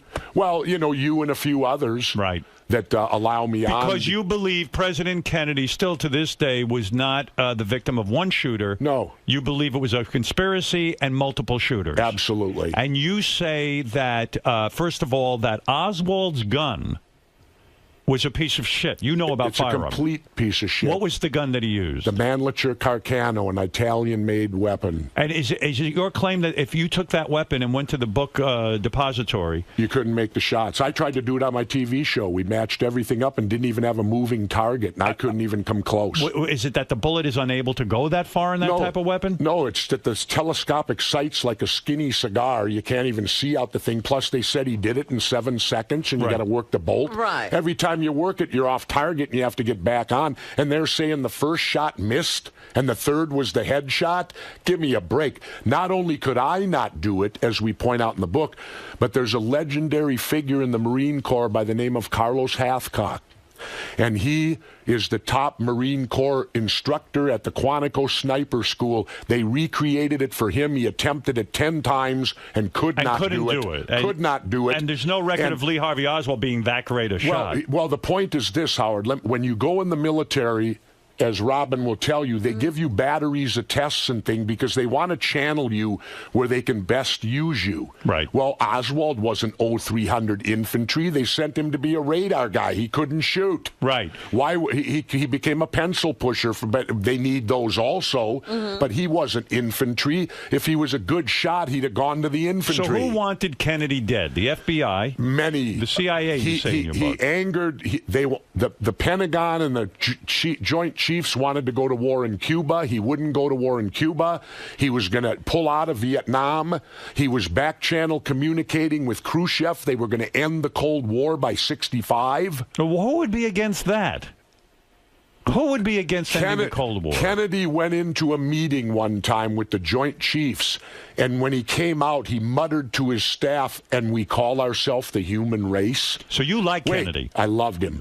He went into that meeting, and they were proposing a first-strike nuclear attack against the Russians. And they felt if as long as 10 Americans survived and no Russians, we win. What about the rumor that the mob was also against They hated him. The mob hated him. The Pentagon and Joint Chiefs hated him. He was going to take away the oil depletion thing from the oil. So how many guys killed Kennedy? I would say there had to be a minimum of 3 shooters because there was at least 6 shots that day. So how is it that no one saw, when you have 6 or 3 shooters for that, how is it nobody saw any of these shooters? The Zapruder film, they saw them. Yeah, Lee Bowers saw the shooter behind he was in the tower of the railroad yard looking right at the picket fence. Why do you think Gerald Ford, when he headed up the Warren Commission, why did he not disclose all of this? Why do you think he hid it? What was his agenda? Well, he actually changed the position of the bullet through Kennedy's back and moved it higher so the magic bullet could work. Right. In other words, by magic bullet, you mean that the bullet had such a trajectory that you've never seen in history. Well, it caused 7 injuries and changed directions in midair. So why would he? So give me this part of the story. And then came out pristine. They show you this pristine bullet, and to disprove the magic bullet, Governor Conley had more shrapnel in him than that bullet Wade knew. So, in other words... and a bullet can't grow. So why when they reported on this, when the Warren Commission went in to report on it, what was their agenda? They're in on the conspiracy? What it was, I believe LBJ was part of it. You think that he wanted to be the president so badly that he might have ordered the hit? Yeah. Wow. Yep. Is that your main theory, or is that just one of the side theories? That's one of them. You know, they all build to, you know, when you read the book, you'll see. But Kennedy was clearly taken out by more than one person. In fact, the fun part is... See, I've always believed the Warren Commission. Call me naive. I think it was one shooter. Here's why, Howard. The Warren Commission, the FBI took over the investigation, and they only fed the Warren Commission information that would lead to Oswald. Anything else they didn't see. Right. They didn't see anything else. I lead the book off, Howard, with a thing. This was from... this was a memorandum. Monday morning. Go ahead. Kennedy was killed on Friday. By the way, do you know Oswald and Ruby knew each other very well? I didn't know that. Oh, yeah. That's another thing that was shielded by the Warren Commission. This was sent out by Nicholas Katzenbach, the acting U.S. Attorney General, Monday morning to new President Lyndon Baines Johnson. I know his daughter. November 25th, 63. Here's what he writes. It is important that all the facts surrounding President Kennedy's assassination be made public in a way which will satisfy people in the United States and abroad that all the facts have been told and the statement to the effect made now. 1.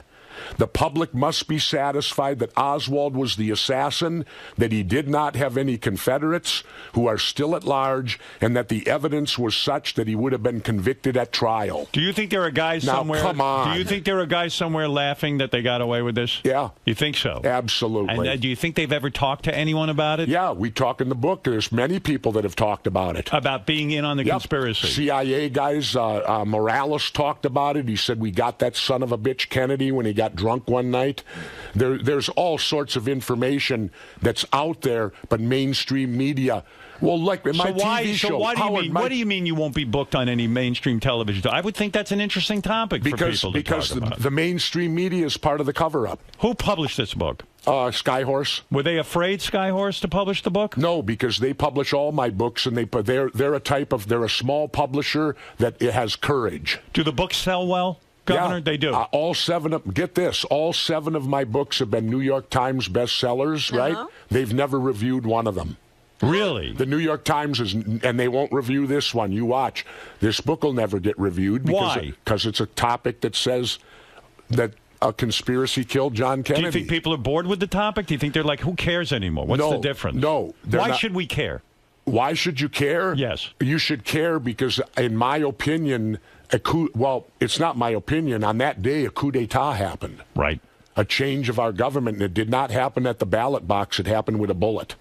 Right. Well, it was at that point, I believe, that we lost control of our government because, like I've always said, if you can kill the president and get away with it, what can't you do? Right. Then you can do everything. You can do everything. All right. I'm going to name some conspiracy theories. I want to know where you stand on them. All okay? right. Let's go. You ready? I made a list. What am I, the expert now? Well, just because I did an entertainment show on conspiracy theories. Wait a second. I'm labeled, Howard. I'm the conspiracy theorist. You have information. Right. Is it true, by the way, you have not watched televisions? You didn't watch television from January to May?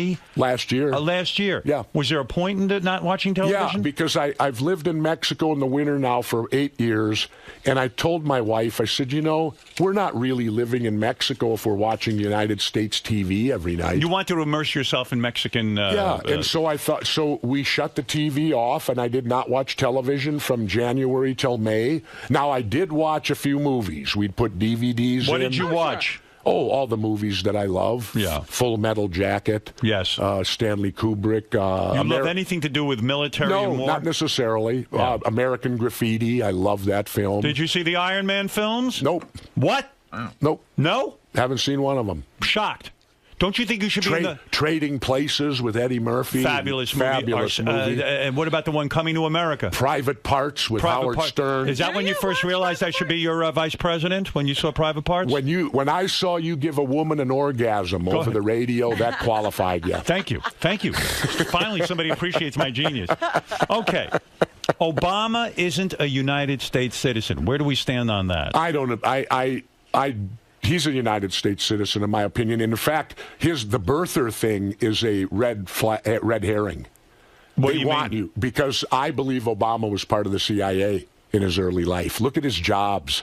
His jobs. Community organizer. Well, his foreign jobs, and check out his mom and what she did. And what all did this. she do? She was just involved in many foreign countries, and the CIA always has front jobs. You know what internationally, you know what one of the big front jobs for the CIA is? Because they all have to wear two hats. YMCA. Really? Oh, yeah. So you believe the president was born in this country, but he was a CIA operative before becoming the president of the United States? That's what I believe. Wow. I believe. I can't believe you're my running mate. I believe he did intelligence work. All right. You ask about one conspiracy theory, and you get a whole new one. You're not kidding. Yeah, that's even more mind-blowing. Should we swim at the YMCA? If it's a front for the, Sure. Really? Well, remember, it's still a good pool. Remember, the CIA's embedded in all state government because we had one in Minnesota. I had to meet it. Will we tackle that as president and vice president? Will we take on the CIA? Well, we will make them go back to their mission statement. Their mission statement says they're not to be operative inside the United States. That's right. So they're violating their mission statement. Let's get them back. Are we not afraid of domestic terrorism? We have the FBI. They'll take care of that. That's their job. Okay, good enough. That's their job. Shit, we got everything covered. Listen, you don't even know the answers to any questions. Yeah, but I don't have to. I got the governor. I just got to raise money. That's why he'll be the VP. Right. I'll take care of all that. I'll educate all us VPs are idiots. So what? All right, you ready? Yeah. Who killed the electric car? They're saying that the electric car could have been absolutely invented, and well, it certainly has been invented, but it hasn't been perfected. I would say the oil companies, because Minneapolis, Minnesota, when I was born in the early 50s, had a complete trolley car system all through the whole city. Right. They ripped because of the rubber companies run tires and the automotive and gas industry. They lobbied, got it all destroyed, ripped up. Is that right? Yeah, ripped up and gone because they wanted to put us in cars. So do you really think the oil companies have killed the electric car? Yeah. You do? Absolutely. All right. Now, let's talk about this one. The Philadelphia experiment. You know what I mean by that? That was a supposed attempt to turn a U.S. Navy warship invisible, which allegedly caused severe harm to onboard crew members. Have you heard about that one at all? I've heard about it, but I don't know much about it. You don't know much about it? Don't know. I've heard of it, but I don't know much about it. What about the tsunami bomb? That the last tsunami was actually caused by a nuclear weapon detonated in a strategic position under the ocean. We for that or against it? I'm against that. I don't believe that. I don't think so. Now you're sounding like me. That's which I didn't bring you on here. And again, like I don't just believe a conspiracy because it floats out there. I try to do research on it and learn about it. The Illuminati, thought to be a secret group attempting to control the world. Do you believe in it? Yeah. You believe there's an Illuminati? I believe that there's a power structure beyond our governments that you control money. Because corporations, probably? Yeah. And these corporate CEOs all get together and they just kind of come like up the Bilderbergs. Do you think they come up with an agenda? Yeah. Well, like I got offended when I won governor. How come I wasn't invited to the Bilderberg thing? Right, that's what I'm saying. See, I'd expose them. That's why they wouldn't invite me. Okay, fair enough. All right, let's go to this one. The IBM Garry Kasparov theory. The theory is that the famous computer versus the human chess game between the Russian grandmaster Garry Kasparov and IBM's Deep Blue computer had involved cheating by IBM to ensure they would achieve a victory that would be widely publicized. Do you think that IBM cheated? I have no idea. No idea on that one. I have no idea. What about the new Coke theory? New Coke. Coca-Cola intentionally made the new Coca-Cola shitty so that it would make their old Coca-Cola brand even more important, therefore turning the country around toward the old Coca-Cola. Do you know anything about that? I don't know anything about it, but it sounds logical if they want to. What about that next book? What about the next book on that? Nah. Apollo moon landing. It never really occurred. That we staged it and that it was actually produced, and it really was there to conceal some aspect of the truth of the circumstances of the actual landing. I want to believe we were there. You do? Yeah. And you do believe it? Yeah. And when we will not. Because, I mean, they're now going up and they're going to give space travel to civilians if you want to pay $200,000 to do it or whatever. So obviously they're going up there, and we've been in space. There's no doubt about it. I don't think when these rockets launch, they just disappear. All right, 9/11 conspiracy. I know you believe in this one. Yep. That the United States government conducted the 9/11 attacks, or knew beforehand that the attacks would happen, and deliberately did nothing to prevent it in order to drastically alarm and sway public opinion to favor war.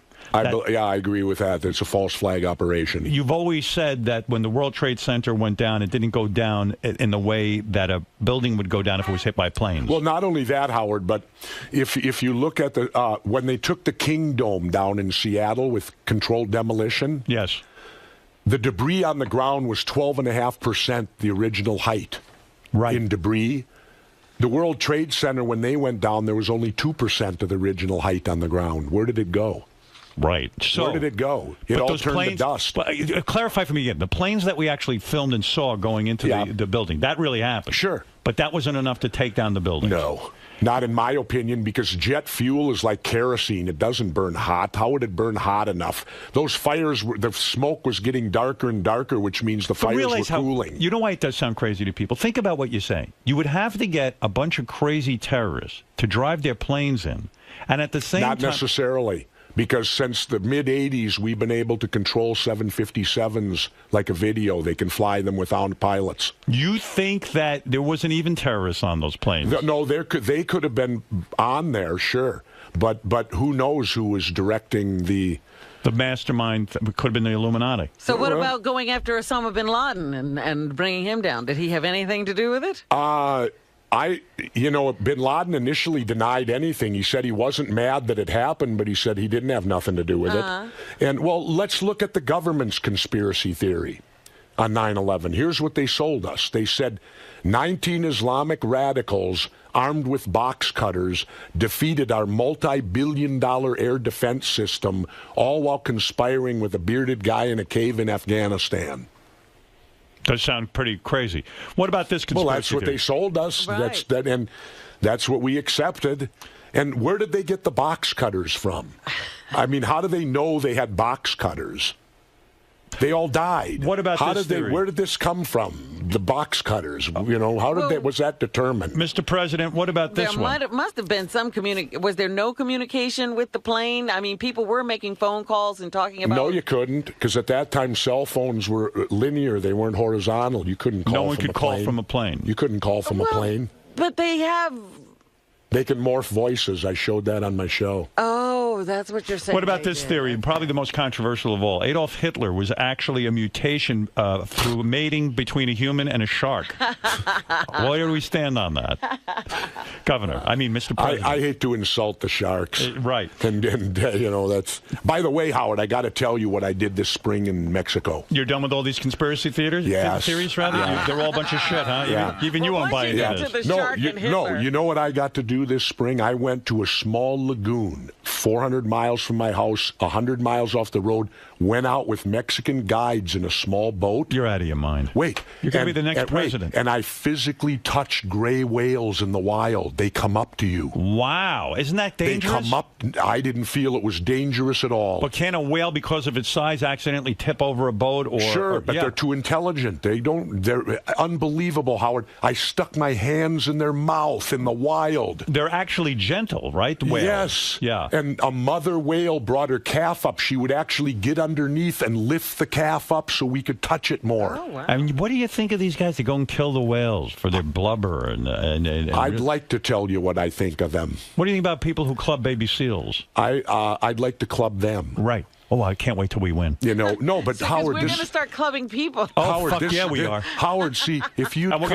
we got to get closer. You got to come visit me in Mexico. I know. We really do have to have a confab. Are we going to legalize marijuana? I hope. Absolutely. Yeah, and I don't smoke. Yeah, absolutely, though. We need to make the money. It creates jobs. It creates everything. It helps the economy. What a great... You know what? We're just going to win on that issue alone. We're going to create so many jobs with pot. Yeah. And let's legalize every drug. Absolutely. Okay, thank you. Yeah. All right, I'm behind that. But I don't want to put them like in 7-Eleven stores. You have to go to the proper place. Absolutely, a liquor store. Well, if it's like heroin and things like that, I think you should have to go to like a medical clinic. Okay, fine. Because that way you at least get the addict in there and you can attempt to cure the addict. Bro, I'm with you. The war on drugs is the most miserable failure that's ever been cost us. Are we legalizing prostitution? I'm for that too. Sure. Why not? The only reason prostitution's illegal is because of the money. Right. I don't go to prostitutes, but I'll realize it. No, Howard, let me read you something in the back of my book here that'll... You know, my father never read to me. I feel like you're a father figure to me. The fact that you're reading to me. Would you read to him every night when you're president? Would you come over to the vice president's place and read to me? Listen to this for a moment, By the way, Howard. can I just say something? Yeah. If I come visit you in Mexico, we're going to watch American TV. Sure. Good. Thank you. If you want to. Yeah. Listen to this now. Go ahead. There's absolutely no evidence to support the statement that we're the greatest country in the world. Of course there isn't. No, listen. We're 7th in literacy, 27th in math, 22nd in science, 49th in life expectancy, 178th in infant mortality, 3rd in median household income, 4th in labor force, and 4th in exports. Now, we lead the world in only 3 categories. You know what they are? Go ahead, porn? Nope. Number of incarcerated citizens per capita. Okay. Wow. We have more people, and we're supposed to be home of the brave, land of the free. Right, go ahead. We have more people in prison. The number of adults who believe angels are real. And finally, defense spending, where we spend more than the next 26 countries combined, 25 of whom are allies. Wow. Can I say something? I think we're going to win. You're on fucking fire. You have never been this focused. This is just like right before you ran for governor of Minnesota. You're on fire, my friend. I like the platform that's coming together. I'm going to be the vice president of the United States. Wow. Well, you got to win. We got to win. How are we going to get over the Jewish thing? Just don't tell. Shh. I'm really only half. You know... Why is religion even part of it? Who knows? But you heard these creeps on the street? That has nothing to do with any... Yeah, well, those are creeps on the street that don't even vote. I'm not getting another nose job. I'm sorry, Governor. You don't have to. You mean you had one? I'm going to be... Well, I had a little, just a little bit. I couldn't breathe too good. That was what it was about. Come on, Robin. And you know what else, Howard? I don't even want you to cut your hair. I'm not cutting my hair, and neither should you. And neither should you. You know, George Washington had a beautiful hair. Well, actually, whenever I run, I shave my head. Oh, is that right? Why? Why are we doing that? Too psychological? It just gets me in a more warrior attitude. Intimidate people. You know what movie you should be in? Those Sylvester Stallone movies where he... The Expendables? No, you wouldn't do it? No, you know why? They've never asked me, but I don't think I would do it anyway because I find it rather humorous when 65 and 70-year-old guys are doing action films. Come on. We got The Rock. We got Dwayne Johnson. There's a new generation of action friends with The Rock? stars. Are you friends with I respect him very much because I used to wrestle his father, Rocky Johnson. Oh, is that right? Yeah, and he is whenever he comes to Minnesota for any publicity thing, he always takes time and said, "Say hello to the governor for me." You miss wrestling at all on any level? You miss the crowds. Yeah, you know, in that part. Fun. But I've been out of it now, Howard. Believe it or not, for 23 years, so it's a vague memory. You know, I left in 1990. You got out of it pretty well intact. I mean, a lot of guys fairly well. I got a new hip. Yeah, huh? You know, does it feel any different than having your old hip? Well, I had the new technique at the time. It's called hip resurfacing. They don't cut the femur bone. They cut you, they dislocate it, they clean up the ball and socket, cover you with carbon titanium steel, and put you back together. No pain? I didn't even use painkiller. Are you able to do everything pretty much that you want to do? Well, put it this way. I do 7 miles every morning on the elliptic machine. Right. And I do my record for 6 miles is 50 minutes, 59 seconds, which is an 8:35 mile on an elliptic machine for 6. What do you bench? I haven't lifted weights for 4 months now. I stopped. I don't lift heavy anymore. Me neither. I bench 95. That makes you get bigger, and I don't want to get bigger, so I do 20 reps and lighter weights now when I lift weights. I'll start weights coming up because golf ended. I don't want to brag. I do 10 reps at 95 pounds. That's pretty good, Howard. Yeah. And I used to do, let's see, in my prime. Yeah, what was the most you ever benched? The most I ever benched was 440. Oh. Wow. 440. Good God. No, that ain't. There's guys that do 500-600. Oh, my God. For reps, I would tell you, like you did 10 reps at 95. Yeah. My best 10 reps, I think, was 315 for 10. What, did you juice? A little bit at one time. Steroids? Yeah. Yeah. Well, no, I can't lift that much. No. I took testosterone. Oh, yeah? Which is a male hormone. Which your body already has. You just give yourself an overabundance of it. Yeah, because, I mean, you jacked out of your skull. Well, yeah. Yeah. Yeah. I take estrogen. You know that's what's why I'm only interesting? benching 95. Wait, here's an interesting thing. You know this whole steroids and baseball stuff? Yeah. Okay, it's been there 20, 30 years. Why did the federal government in the late early 90s come after pro wrestling. They indicted Vince McMahon and were going to put him in jail. Why? For steroid use. Right. When wrestling's a show. Yes. So why? Because I don't know. Why aren't they indicting Bud Selig like they did Vince McMahon? It's a double standard. That's what I'm saying. Double standard. Hey, let me ask you something. Yep. A-Rod, how come they didn't go after him when he was at the height of his powers? Isn't it just like the Yankees just don't want to pay him the rest of his salary? See, I'm starting to think like you. Yeah. Huh? There you go. There's an old thing. There's an old thing, if you remember, from All the President's Men, when Deep Throat, follow the money, Howard. Right. That'll anything in government, follow the money. Well, we're going to be such a team. Have you given any thought to our cabinet? Not yet. No. I got our chief of staff though, because I'll use the same one I had as governor, and he's already agreed that he'll come. Secretary of State. Who are we looking at? I don't know. Robin? Let me throw some water on this. Hey. For a moment. We got it, Howard. Don't piss on our parade. Howard, you got to be. We have to concentrate on winning. When we win, then we'll worry about that other shit. Exactly. No. You have to worry. Here you talk about what you think is the Illuminati and all of this other stuff. How are they going to let you guys run government? Because we're not in any party. Well, how can they stop us? Right. What are they going to do? If we win, I got the media. I control the media. You're telling me. You think shut up, Robin. Okay. You're rooting the fun here. I'm all So what you're saying, Robin, is this time they'll kill both of us? Yes. Oh, I'm out. Can you guarantee my safety? Ignore Robin. What is it, Dan? What, do you want to piss on our parade, too? Well, not to throw water on you like Robin did, but what I got to ask, and good morning, Governor, Hi. Your Grace. What I have to ask is the spoiler effect. What is going to happen when you split the liberal vote? Because you're going to draw more of the liberals away. What are we going to do about that? Good. Yeah, we like that. Well, see, here's what the Pace's wet dream. That's nonsense, because when I ran in Minnesota, I split their vote there because I'm fiscally conservative, which makes you a Republican on the fiscal side. Yeah, dude, by the way, we're fiscally conservative. That's right. Yeah. We believe in less government. We believe in less government intervention. Right. What parts of the government are we cutting? The Department of Education. Out the window. Out the window. You don't need it. Well, and I'll tell you why. The states can handle it. Right. What do you need a federal Department of Education for? Yeah. And if the states don't keep up, that's their fault. Right. If it's up to the states. See, I'm a great believer in turning over a lot of power. Let the states govern themselves. What about Puerto Rico? What do we do with that? Puerto Rico? No. I don't know. Hadn't thought about it. Me neither. Nobody ever brought it up to me for a while. But, I mean, for all those people out there that, how could we do any worse than what you got in there right now? You got shit now. Give us a shot. Shit right now. That's our campaign slogan. You got shit now, so why not take us? And not only that, at least you'll know Howard and I aren't owned by anybody. That's right. Where are you going to raise funds? Although I'm for sale. Hold it. Right there. All Howard Stern would have to do is say to every listener in his $100. Not even that, 10. 10? Send us $10 and let's see how much money we'd get. Right. All right. Just send us $10. We're done. He's thought about it all. I just want to make sure everything's covered. And that way, like when I ran for governor of Minnesota, I took no PAC money, no special interest money, and I never met with a lobbyist for 4 years. I banned them. Because why? Yeah. All I did was accept $50 donations from citizens. Exactly. That don't buy you much influence. Hansy, do you support this ticket? I have a little reservation. I kind of believe there's a conspiracy with you two.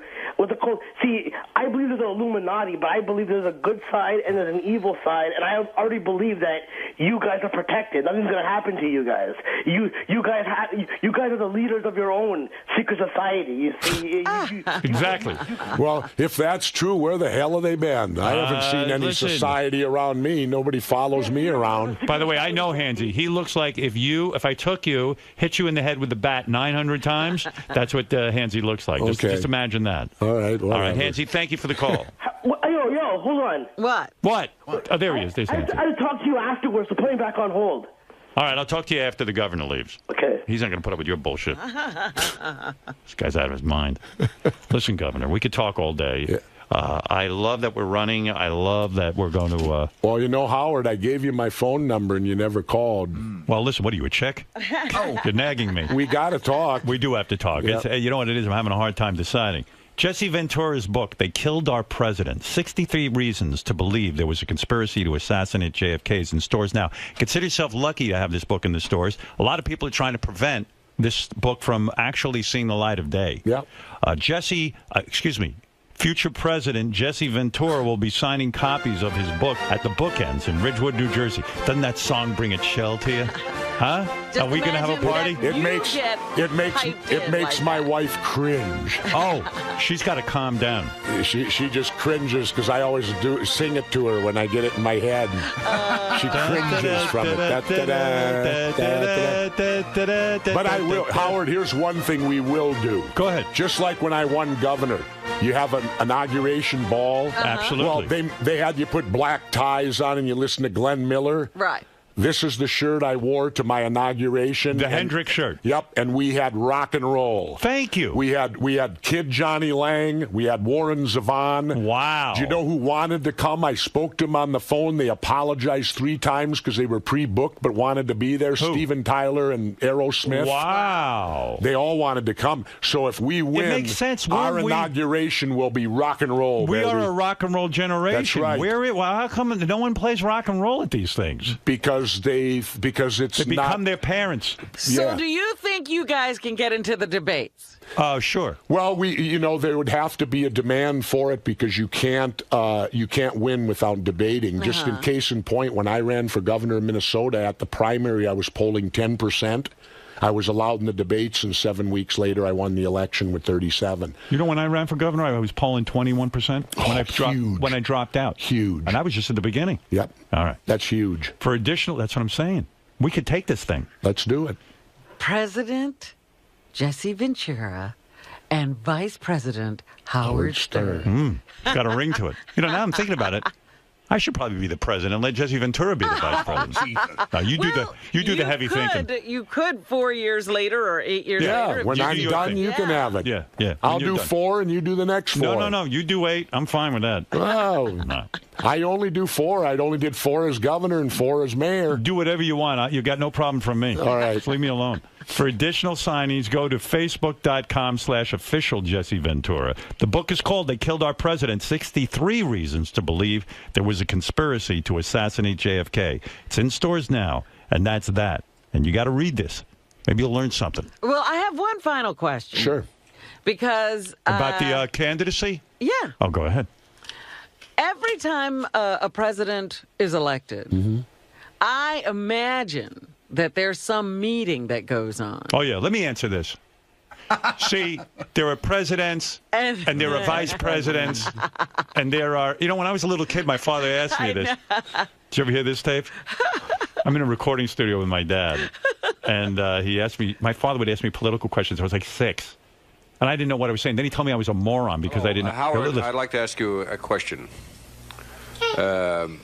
How do you feel about religious services and... That's not the one. Wait, give him the good one. Let me ask you another question. Now, Howard, I don't want any foolish answers from you, otherwise don't answer. President Kennedy now is going around the country asking the people to vote for Democrats. He wants more Democrats in the House of Representatives and the United States Senate. Do you think that the president is doing a wise thing in going around the country asking the voters to support him by electing Democrats? First, we will hear from Howard. Yes, I do, because if we didn't, let's say, have Democrats, there'd be presidents, vice presidents, and where would the Democrats come in? What you missed here, the point that I was trying to make is the reason that the president of the United States is asking. So I've been preparing my whole life for this. Don't even worry about me in the debates. See how I answer. Okay. All right. You got nothing. Wait a minute. Yes. Again, going back to this theory that somebody else runs the country. Yes. Not the president, not Congress. Well, no. You're absolutely wrong. I'm going to handle this one, Governor. Okay. No, you're absolutely wrong about that. Yes, it's true that there is big business, and there's a theory that big business runs this country, not the president, and that you could certainly make that argument. But under a Ventura-Stern administration, you will see we answer to no one. You're not taking that meeting. We are taking the government back to the people.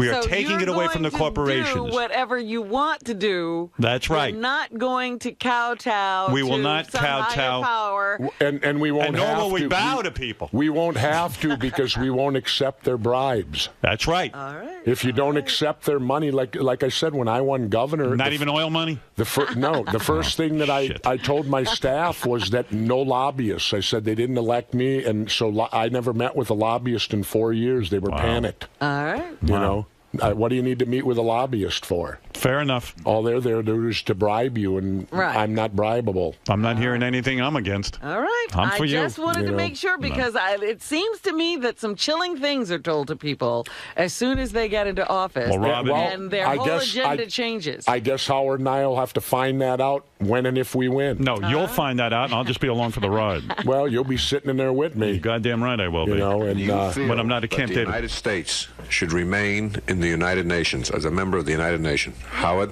Yes, I really do. Is there any special reason why you feel that they should? Well, there should be peace in all the countries, and we wouldn't want any war. Because we don't want the Japs anymore. I told you not to be stupid, you moron. You might have to say that to him every once in a while. Yeah, you better learn from my dad. What a guy. Listen, speaking about what a guy, you're the man. You really are. You're fantastic. Well, thanks, Howard. And I'm honored that you want me to be your vice president. Well, like I said, you have the capability of what I need to accomplish it the way I want to do it and not be indebted I understand to my special role. interest and all that crap. Right. Plus, you have the mechanism here. We could get our message. I'm heard around the world. Yeah, and we could get our message out. The government can't take you off the air like they did me. Right. Because you don't have to follow to the FCC. Thank you. And we're going to do it. That's it. It's perfect. That's all. It's perfect. Well, I got a lot, Robin. I'm going to meet with you about this. Lots of questions. Because this is what I know you do. A lot of people do. Well, fuck them. All right. Sometimes you just got to throw all caution into the wind.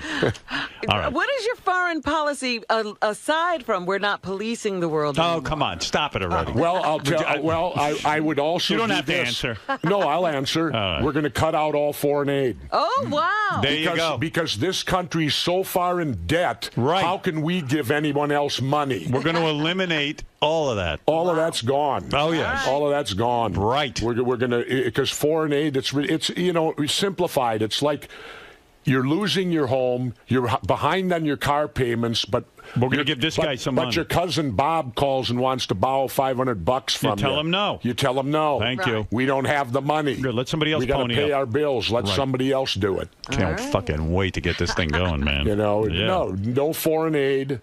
No more wars. No more wars. We'll just drop a fucking nuclear weapon on your ass. Unless we're directly attacked. We will defend ourselves. Feel that the way we have been conducting foreign policy up until now is the reason we haven't been attacked. No. Oh, okay. Not at all. Yeah, we don't believe that. In fact, what we're doing would inspire more attacks against us because we're waging war in these other countries. We have, military bases in 148 different countries? They're coming out? For what? Listen.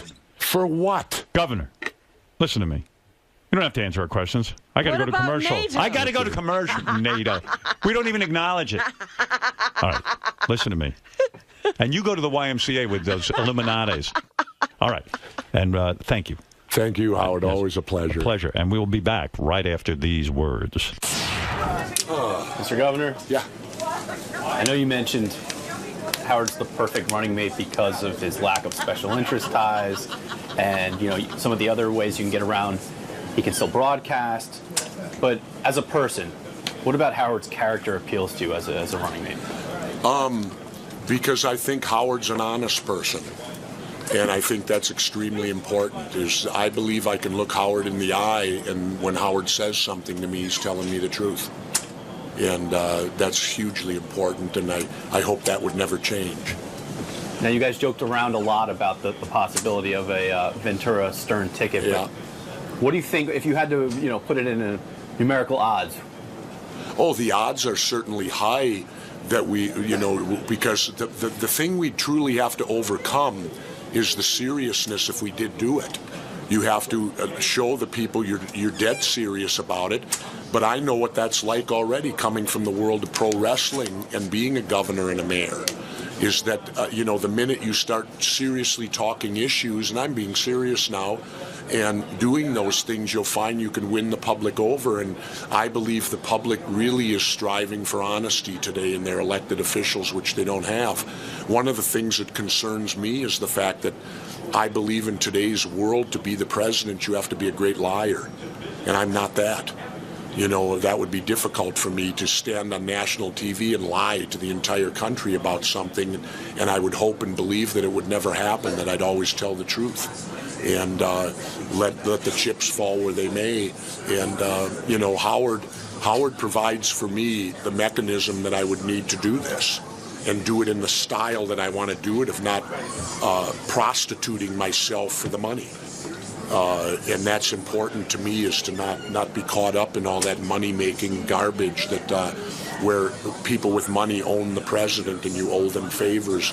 The great thing about what we would accomplish if we did do this was we would owe no one, because we would only take money from everyday citizens and we would represent them rather than special interests and big corporations, like Howard said. Well, here's to 2 years from now, you guys have truly shaken things up. Hopefully. We'll see what happens.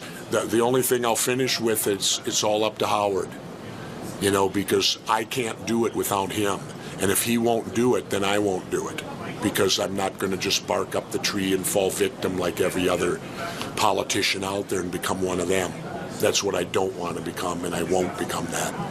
Well, thank you so much for stopping by, Governor. Appreciate it. Always fun. Governor, I'd like to introduce you to your Secret Service.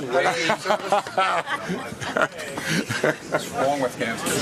You know what pisses me off more than anything? Scott DePace has already gone on record as saying he's not going to vote for us. He hasn't even heard what you had to say. You're such a fuck. You know that? I'm done with you. Oh. I mean, really. The governor's saneness is suspect, as far as I'm concerned. The governor what? Huh? The governor's saneness is suspect. Saneness? First of all, the word is sanity, Mr. High IQ. Okay, yeah, whatever. The governor's saneness.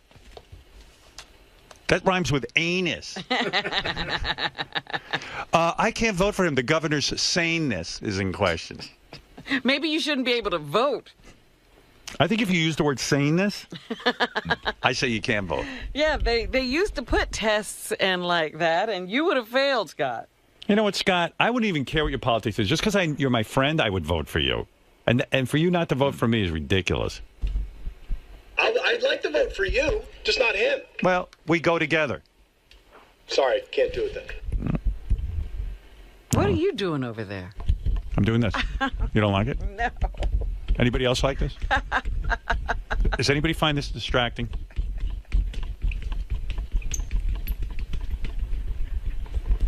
All right, I'll stop. Thank you.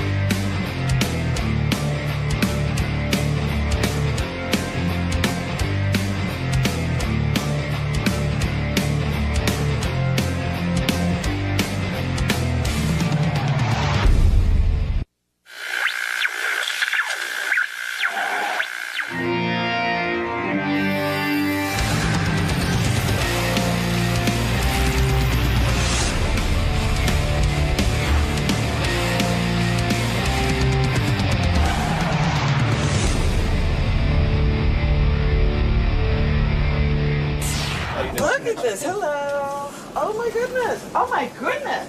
Yeah, right? I could live in here.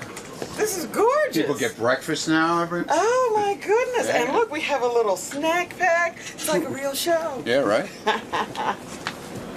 What is this? Oh, Wi-Fi information? Wow. Things are pretty amazing. Not bad, huh? Nice. Oh, look at this. Wait till you see the bathroom. Are you kidding? Come here, They you gotta fixed the see the bathroom. You gotta see the bathroom. Is that Robin? This is Robin. Yes. Guest bathroom. Oh my goodness. This used to be like a storage closet. And you didn't find anything in here but pretty cool. Crap and the tickle chair. Beautiful. Hello. Good to see you. Good to see you here. I have to show you something. Oh yeah? Come on in. So you see it looks so nice, right? Hello, how are you? Hi. So good to see you. It's good to see you. How you doing? I'm good. We got a lot to talk about. Yeah. Please. Please go in. Oh my goodness. There's rose petals for Robin. Handpicked by the interns.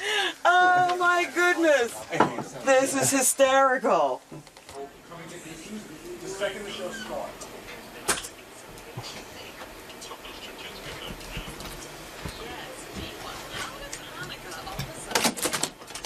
It's smaller than I remember it.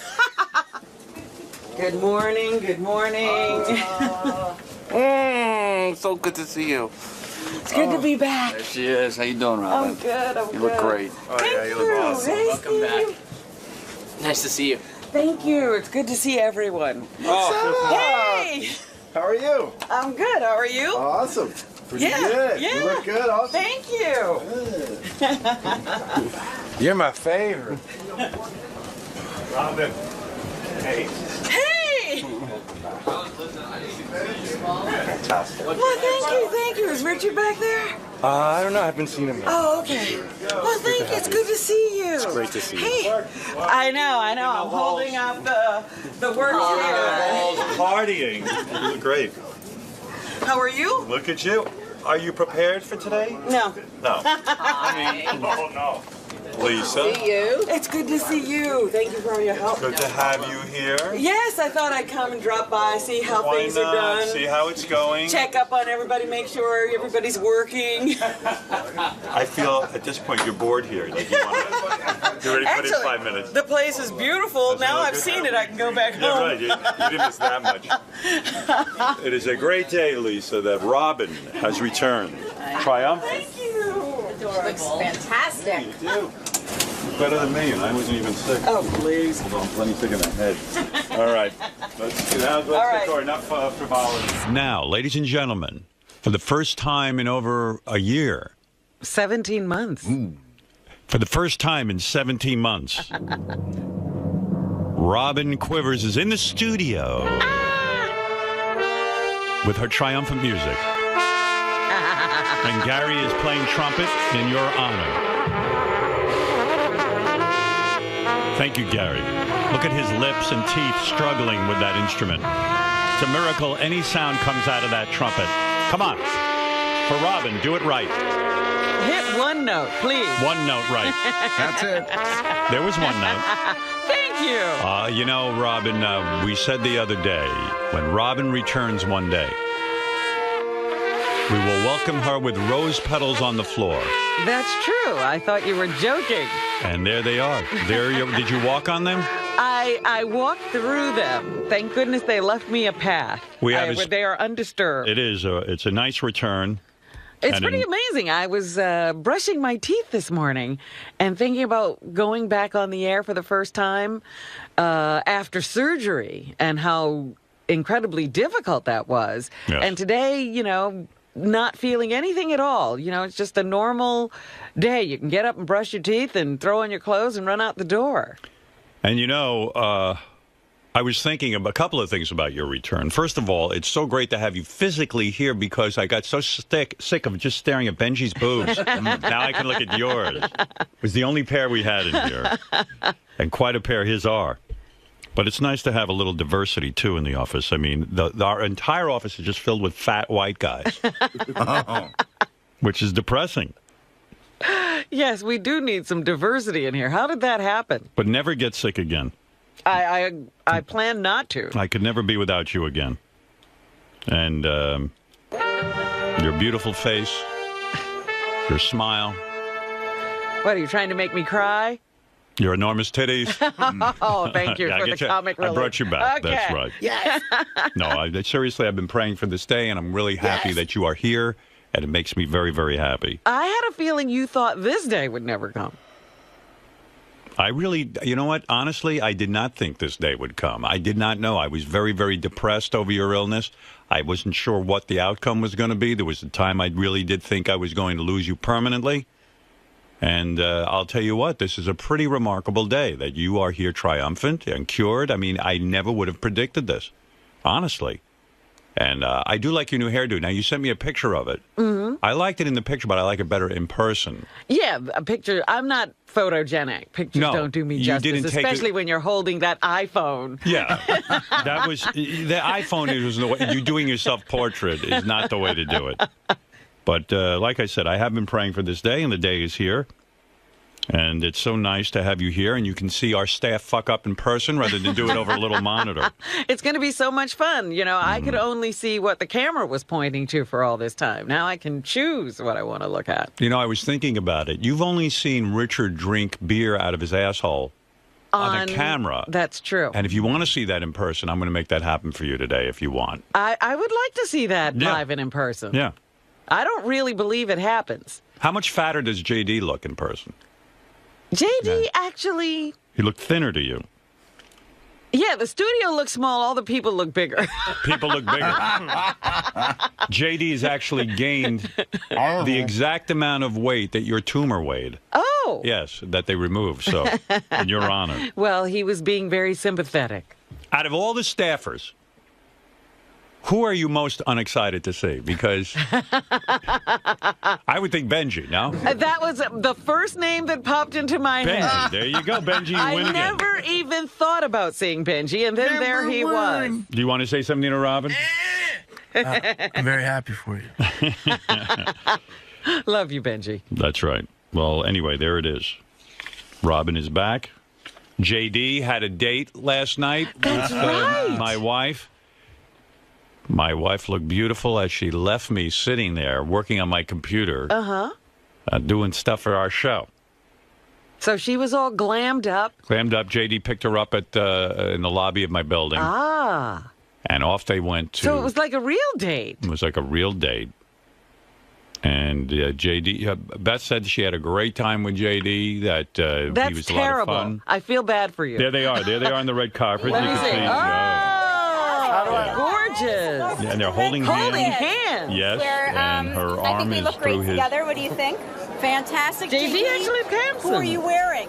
Calvin Klein, courtesy of Macy's in New York City, Herald Square. How's he doing? How do you think he looks? I think he looks fabulous. When he showed up at my door, I said, JD, you look great. And then we walked about 10 feet, and I said, how do I look? He never Yeah, Beth told me that. the compliment? Beth told me that whole story. That, she walked down the lobby, and Beth had, like, she got her hair done, she had her makeup, she had this gorgeous dress on. And she goes, JD, you look fantastic. Your suit, and you look handsome, and you look great. He goes, oh, thank you. And that was it. But that was it. And then she goes, oh, by the way, what about me? He goes, oh, that's a given. They look good. What? Yeah. Hey, it's unbelievable. So sad. I'm glad he shaved. Yeah. Yeah. She said she had a good time with you. How was the movie, by the way? It's very good. Lives up to the hype. Yeah. It's awesome. That's the George Clooney. Sandra Bullock is awesome in it. Wow. Yeah? Yeah. Yeah, you loved it. Yeah. It's the 3D. Oh, my God. Oh, is it 3D? I didn't realize. I thought it was like an independent type film. This is a big budget film. Well, you think they can't shoot 3D independently? No, they don't have money for that. No, I thought it was like a small art film or something. No, I mean, it's small in the fact that it's like you only see basically two people throughout the whole movie. But yeah, I mean, they're stranded in space. Don't give away the story. I don't want to know. That's basically the situation. I like that premise. Any Spider-Man or Batman in it? No. Not even Iron Man. Who saved them then? Thor? Yeah. How do you know they get saved? Was Loki in it? No. There's no Marvel characters. No Avengers. No Avengers whatsoever. No, sorry. Why would anyone go see that? Well, I guess you had a good time. Yes. And your beloved, what is it, Reds? They lost. Yes, it was all your fault. well, they were losing 3-0 at the end of the movie, but I looked, and then I left, and I came here and I watched the rest of it, and the Pirates continued to score while the Reds couldn't hit shit. You know what's so annoying about your date last night? Oh no!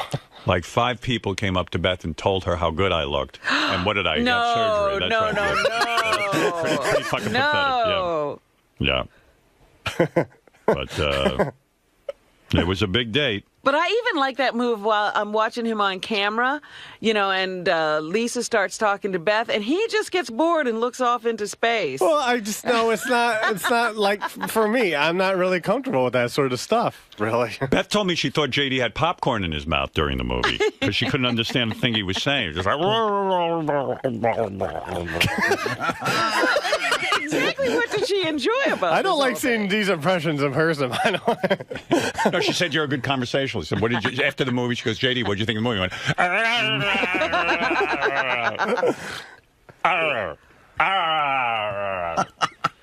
I went, I'm in space.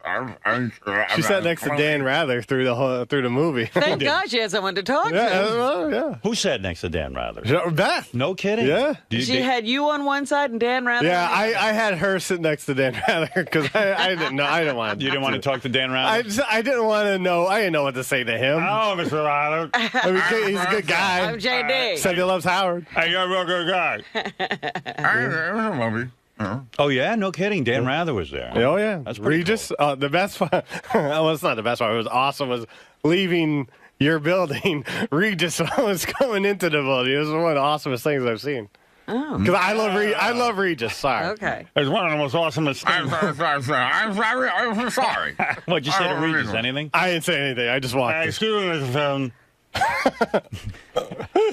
Oh, yeah, Regis. He's the life of the party. Oh, yeah. Was he like he's very up all the time? Well, we were walking out, and he was walking in, and then he somehow he ended up showing up at the movie, but I didn't, I didn't. He we followed didn't hear. you. Who is that young man? All right. So Beth was sitting. Did Beth and Dan Rather talk at all? Yeah, Beth started talking. She said she was talking about the movie a little bit. Yeah. She's very, very social. Now, what did you two talk about? Just talked about whatever, like movies and stuff. I don't know. I don't remember.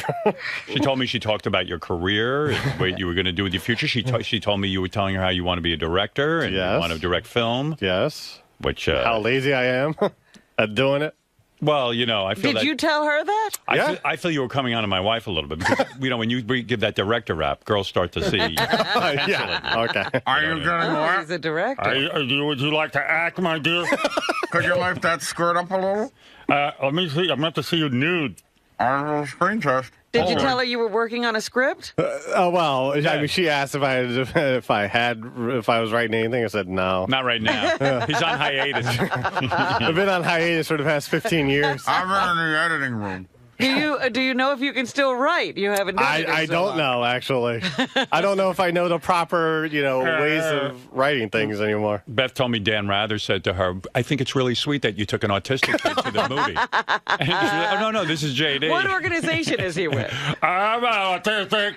I'm a director. I really think I'm stupid. Just because I bang my head in a wall with a football helmet on. I'm glad you're not on news anymore. Fuck you. You look good when you shave. Why do you let that? I don't know. I just get like other things. I get lazy. I don't know. So how far did you get with Beth? I saw you holding hands with her. that was it. Maybe my arm around her waist. That was about it. Is there any chance 9 months from now I'm going to wake up with a son in my house no. who's unintelligible and great at spelling and has a spoon collection? He wears glasses. You know, stranger things have happened. And the kid won't be in his spoon collection because I'm not into a spoon collection. I got you a baby spoon.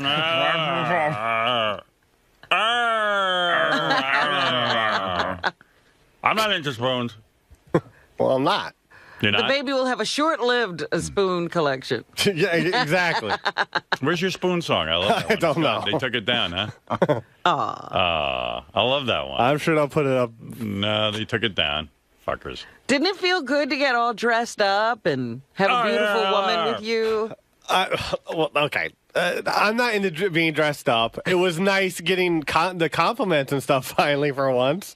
I've been told I look like shit. But, then they were so cool with that. You know what JD told me? He was on the red carpet with Beth. and that it's unbelievable. And the paparazzi are taking pictures of him and Beth. They start booing JD. And I go, why would they boo you? Because they didn't want him in the picture. Which is so rude. Like, That's so wrong. No, I knew. I know that she's the star. The pictures. People know who she is, and they don't know who I am. Like after the pictures got taken, I had a couple of people have to ask me who I am. So I was like, I have to try to think of a fake name, but Just a moment ago, he finished the sentence with gobbledygook that I had never heard. Ask me who I am. I don't blame him. Things haven't changed much, Robin, have they? Beth got home. She tore my clothes off. She fucked me like crazy and said, "If never ever leave me alone with JD." Hey, come on. Hey, maybe that's a good reason to send her out with him again. You're welcome. Absolutely. Glad to do a bro a solid. Yes. In fact, everyone thought JD was a comedian last night. He went on the red carpet. They said, "What are you wearing, JD?" He goes, "Macy's." And they thought he was a scream. He was a huge hit. Meanwhile, you look good in your suit. You did. You did. You. And Beth said she had a great time, so that's nice. All that matters. I had a great time. Thank you. There's the power couple. Oh my God. Could that be a worse freeze frame on my mouth? Jesus. You look good. I don't know why you had to hold hands with Beth. Did she insist? Yeah. I mean, I wasn't going to. I didn't insist that. I didn't insist that. Seems a little weird you holding hands with my wife, but. I don't know what to tell She you. probably thought it would be funny. Yeah, well, let's hope. Leading me along like a puppy. Yeah, I don't know. I think you look good. But anyway, everyone should go see Gravity in 3D. Thank you. That's it. Did you enjoy being with Beth? Yeah, she's easy to talk to and stuff. Oh, she's a good conversationalist. Yeah. Better than me. You're kidding. Because I always think of you as a better conversationalist. All right, okay. Sometimes I doubt Who why I could be married better her. than Right. you? Wow. Yeah, Regis was knocking on my door, and he said, Beth is cheating on you. He was really concerned for me. I thought it was kind of sweet, honestly. That's why he was following you. Yeah, but it was a See good what was time, going right? on. Yes. Yeah. Yes. Yeah, and the movie sounds great. I got to go see it. Yeah. Yeah. What time did you get home? Beth said she was home by 9. Yeah. I was here by 9:30, 10 o'clock. I tell you, I was asleep. I was just so beat yesterday. I was just fucking exhausted. I did some work for the show, and then I went right to sleep. Oh. That was it. Yeah. I got a couple hours, in the afternoon, and then I came back here. Yeah, then I woke up, and I saw Beth this morning, and she told me all about the date. Why don't you wear your suit to work? The guy from Rolling Stones here, he would have written that up. Big news. Big Robin article, huh? Yes. Any shot on the cover for Robin, or is that a touch? No? You didn't get the shot? Thanks, JD. How JD? I'm a I think Paul McCartney based me out. Yes. So, all the hype in your head, how did it match up to what actually went down? The whole experience? Yeah. It went about as good as it didn't go bad. The worst case scenario didn't happen, so that's good. Which was just make a fucking complete idiot of myself and, fucking piss off celebrities or something. And I didn't really deal with any celebrities. So. Did you picture yourself tripping on the red carpet? Sort of a clumsy moment? Oh, yeah. You went through what are some of the other scenarios that could have possibly happened? I don't know, just saying just the wrong thing to Beth or, just meeting someone and just, I don't know, just not going well. Did you have a drink at all while you were? No, completely sober. Wow. Robin has written a book called The Vegication of Robin, and she's out doing publicity. She will be at 4 o'clock. Howard 100 News presents The Vegication of Robin. This is where Robin will be speaking with our very own Lisa G. and John Lieberman and discussing her new book. Yeah, they grilled me quite a bit yesterday about the book. Right, so that'll air at 4. 5 o'clock, you got Dr. Harry Fish. 7 o'clock, Dealing Straight. Almost sounds like a real radio station. Yeah. It's awesome. Lots going on over there. What on can I tell you? 101. Go figure. So I see your Rolling Stone reporters here. You got your beat yet on the article? Have you interviewed Robin yet, or you got it? Yeah, I think we did 6 to 7 hours of interview. Really? Yeah. What, are you writing a book? He knows more about me than anyone at this point. Well, look, I mean, that's some story she's got, right? She definitely, and Robin's pretty good at talking. Oh, please. Once she gets started, you can't get out of there. 7 hours.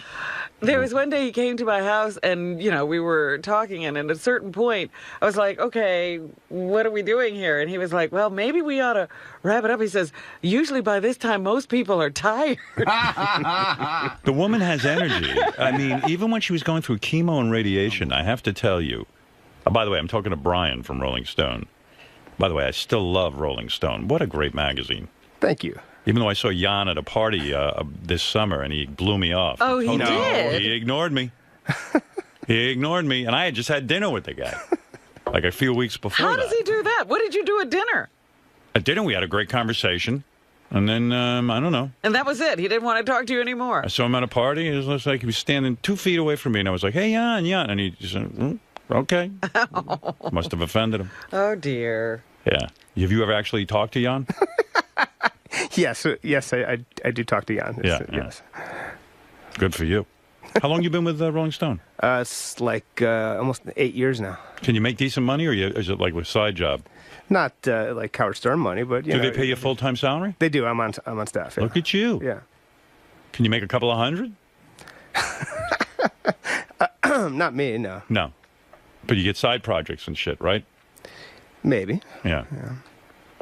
You're in bad shape. Hope Robin fed you. He wouldn't take anything. He's very good. Really? No water, nothing? He got some water. Right. Seltzer. Seltzer. That's right. Robin's big on seltzer. Good for you, Robin. Smart. That way you get a good article. Give a guy free seltzer, and you'd be surprised. They appreciate it. It's a beautiful thing.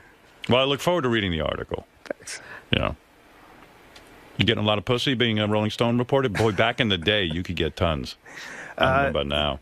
Yeah, I don't even know if back in the day. I've never. Yeah, I'm married. Oh, yeah? Kids? Yeah. And the whole thing. Where you live, in Jersey? No, East Village. East Village? Oh, look at you. Yeah. Oh, that's so bohemian. That's so Rolling Stone. So Rolling Stone, yeah. Yeah, we're raising the children in Manhattan. We live in the Village. Yeah, Jan, we have an apartment in the city, too. Good. All right, it sounds like a good life. Oh, boy. I hope he writes a nice article about it. I hope so, too. Yeah, I hope so. Did you do the photo shoot for Rolling Stone yet? No, that's today. Oh. Well, are you doing too much? This is what I'm talking about. I knew it. Here we go. You know what my mother says? I do one thing a day. Let me tell you, all this running around and carrying on, it's too much. And Robin had a serious illness. Who are you talking to? Talking to Howard. Who? Howard. Who? Howard! It's Howard on the phone. What was I saying? Look, not that anyone asked, but let me tell you. I do one thing a day. I'll go to the store, I'll do my shopping, and then I come home, I meditate, we eat our lunch, and I'll meditate again. And that's it. Your father and I, that's our routine. Your father will go to the track, he comes home, we do our lunch, and we do our ablutions, and we do our meditation. And when you see this Robin, she carries on with going here and there. I mean, it's her first day back in the studio. And she doesn't, and then she's going to go running to a Rolling Stone. It's too much. Look, I'll sleep through the shoot, okay? What was that, Robin? I'll sleep through the shoot. Well, listen, you're a big comedian, and listen, you're a big girl, but you can do what you want. But I'm telling you, you're doing too much. Now, where do you think all these cancers and things come from? Where do they come from? Running around? It comes from your stress and running and doing. Who are you talking to? I'm talking to Howard and Robin. Who? Howard. Howard? Oh. That was your father. Believe me, your father's the same way. Same way how? We don't do too much. Ah. And it's important to get your rest and to relax. Well, you might have something, you two are very healthy. I'm very healthy. Look, not so fast. I'm, after all, 85 years old, Yes. And I'll tell you something. I'm not setting myself up as the expert. Far be it from me. But you should get more rest. And you know I'm right. Well, I've been resting for 17 months. What is that? You're resting? Yeah, you think laying in bed from cancer is resting? That's not resting, Robin. That's very stressful. Oh. And let me tell you, I rest constantly. And then you take another rest. Huh? You're funny. I mean, look, do what you want. You want to make jokes? Go ahead. I'm sorry. Okay? I'm not the one who got cancer. That's true. That's right. true. I should be listeing. You're right. Sitting there with a grapefruit-sized tumor. I mean, you think that's what you're looking for, right? You think that's funny? That's a big yak. You're yakking it up. Who's yakking it up? Robin. Who? Robin. Robin! You're yakking it up. What is she laughing about? She's laughing from cancer. I mean, what is that? Robin's laughing about the cancer. Yes, she thinks it's funny. She doesn't get enough rest. What? She doesn't get rest, deep rest. What? She doesn't get deep rest. Oh. Well, you know what? I have to go out and promote this book, and then I'm going to go back to resting. I will not do too much. What did she say, Howard? She said she's got to promote a book. She's going to promote a book? Yes. That's what she just said. Oh, good for her. All right, Robin. There's your advice. All right. I'm listening. Here we are. My dear, right back where we left off. That's right. Hardly skipped a beat. Exactly. It feels just like old times. So, Robin, I mean, yes. You can see everyone through your feed, which I know... Well, I really couldn't see everyone. Like, I couldn't see anybody behind the camera, behind the scenes. Sometimes I'd know they were there. Mostly, I only saw the people who walked into the studio to be on air. And I know the show provided you with, just some normalcy that you were able to do it every morning. So yeah. From that standpoint, you felt like life was continuing on Absolutely. It was a fun thing to do every day. But now that you're here, you see all the sights, you smell all the smells, unfortunately, but what was it like? What were some of the things that were jarring or that hit you upon walking back into the compound? Well, first of all, you clean the place up. It didn't look like this when I left. So it was interesting to see, I had heard Howard talking about the redecorating and all the new art that's hung on the walls and all that stuff. So it was interesting to see what everything looked like.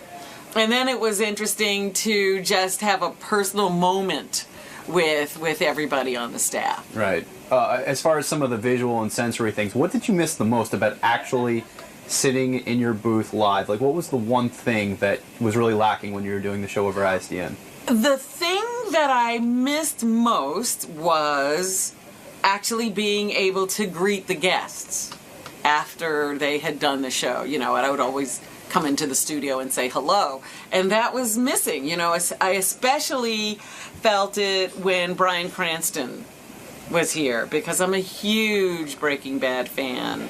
And, I'll never really get to meet him maybe because he may never do the show again. But there he was. And, a lot of old friends who were coming in and out all the time that I couldn't say hello to.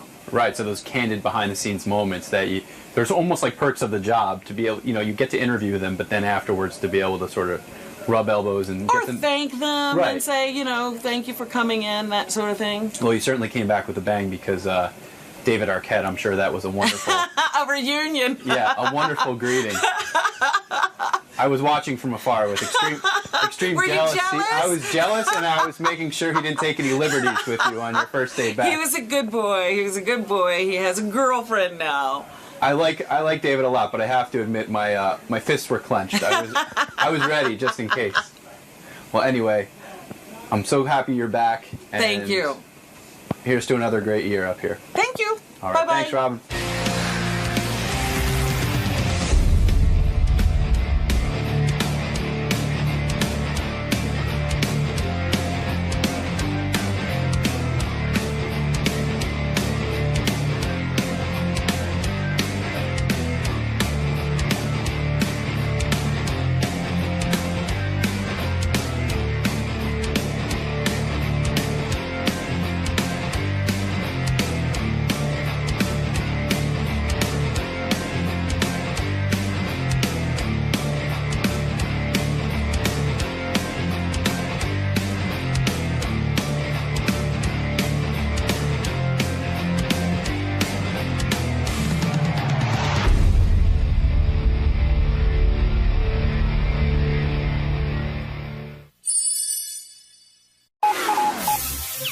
This is the best of the wrap-up show. A recap and behind-the-scenes look with John High and Gary Dell'Abate.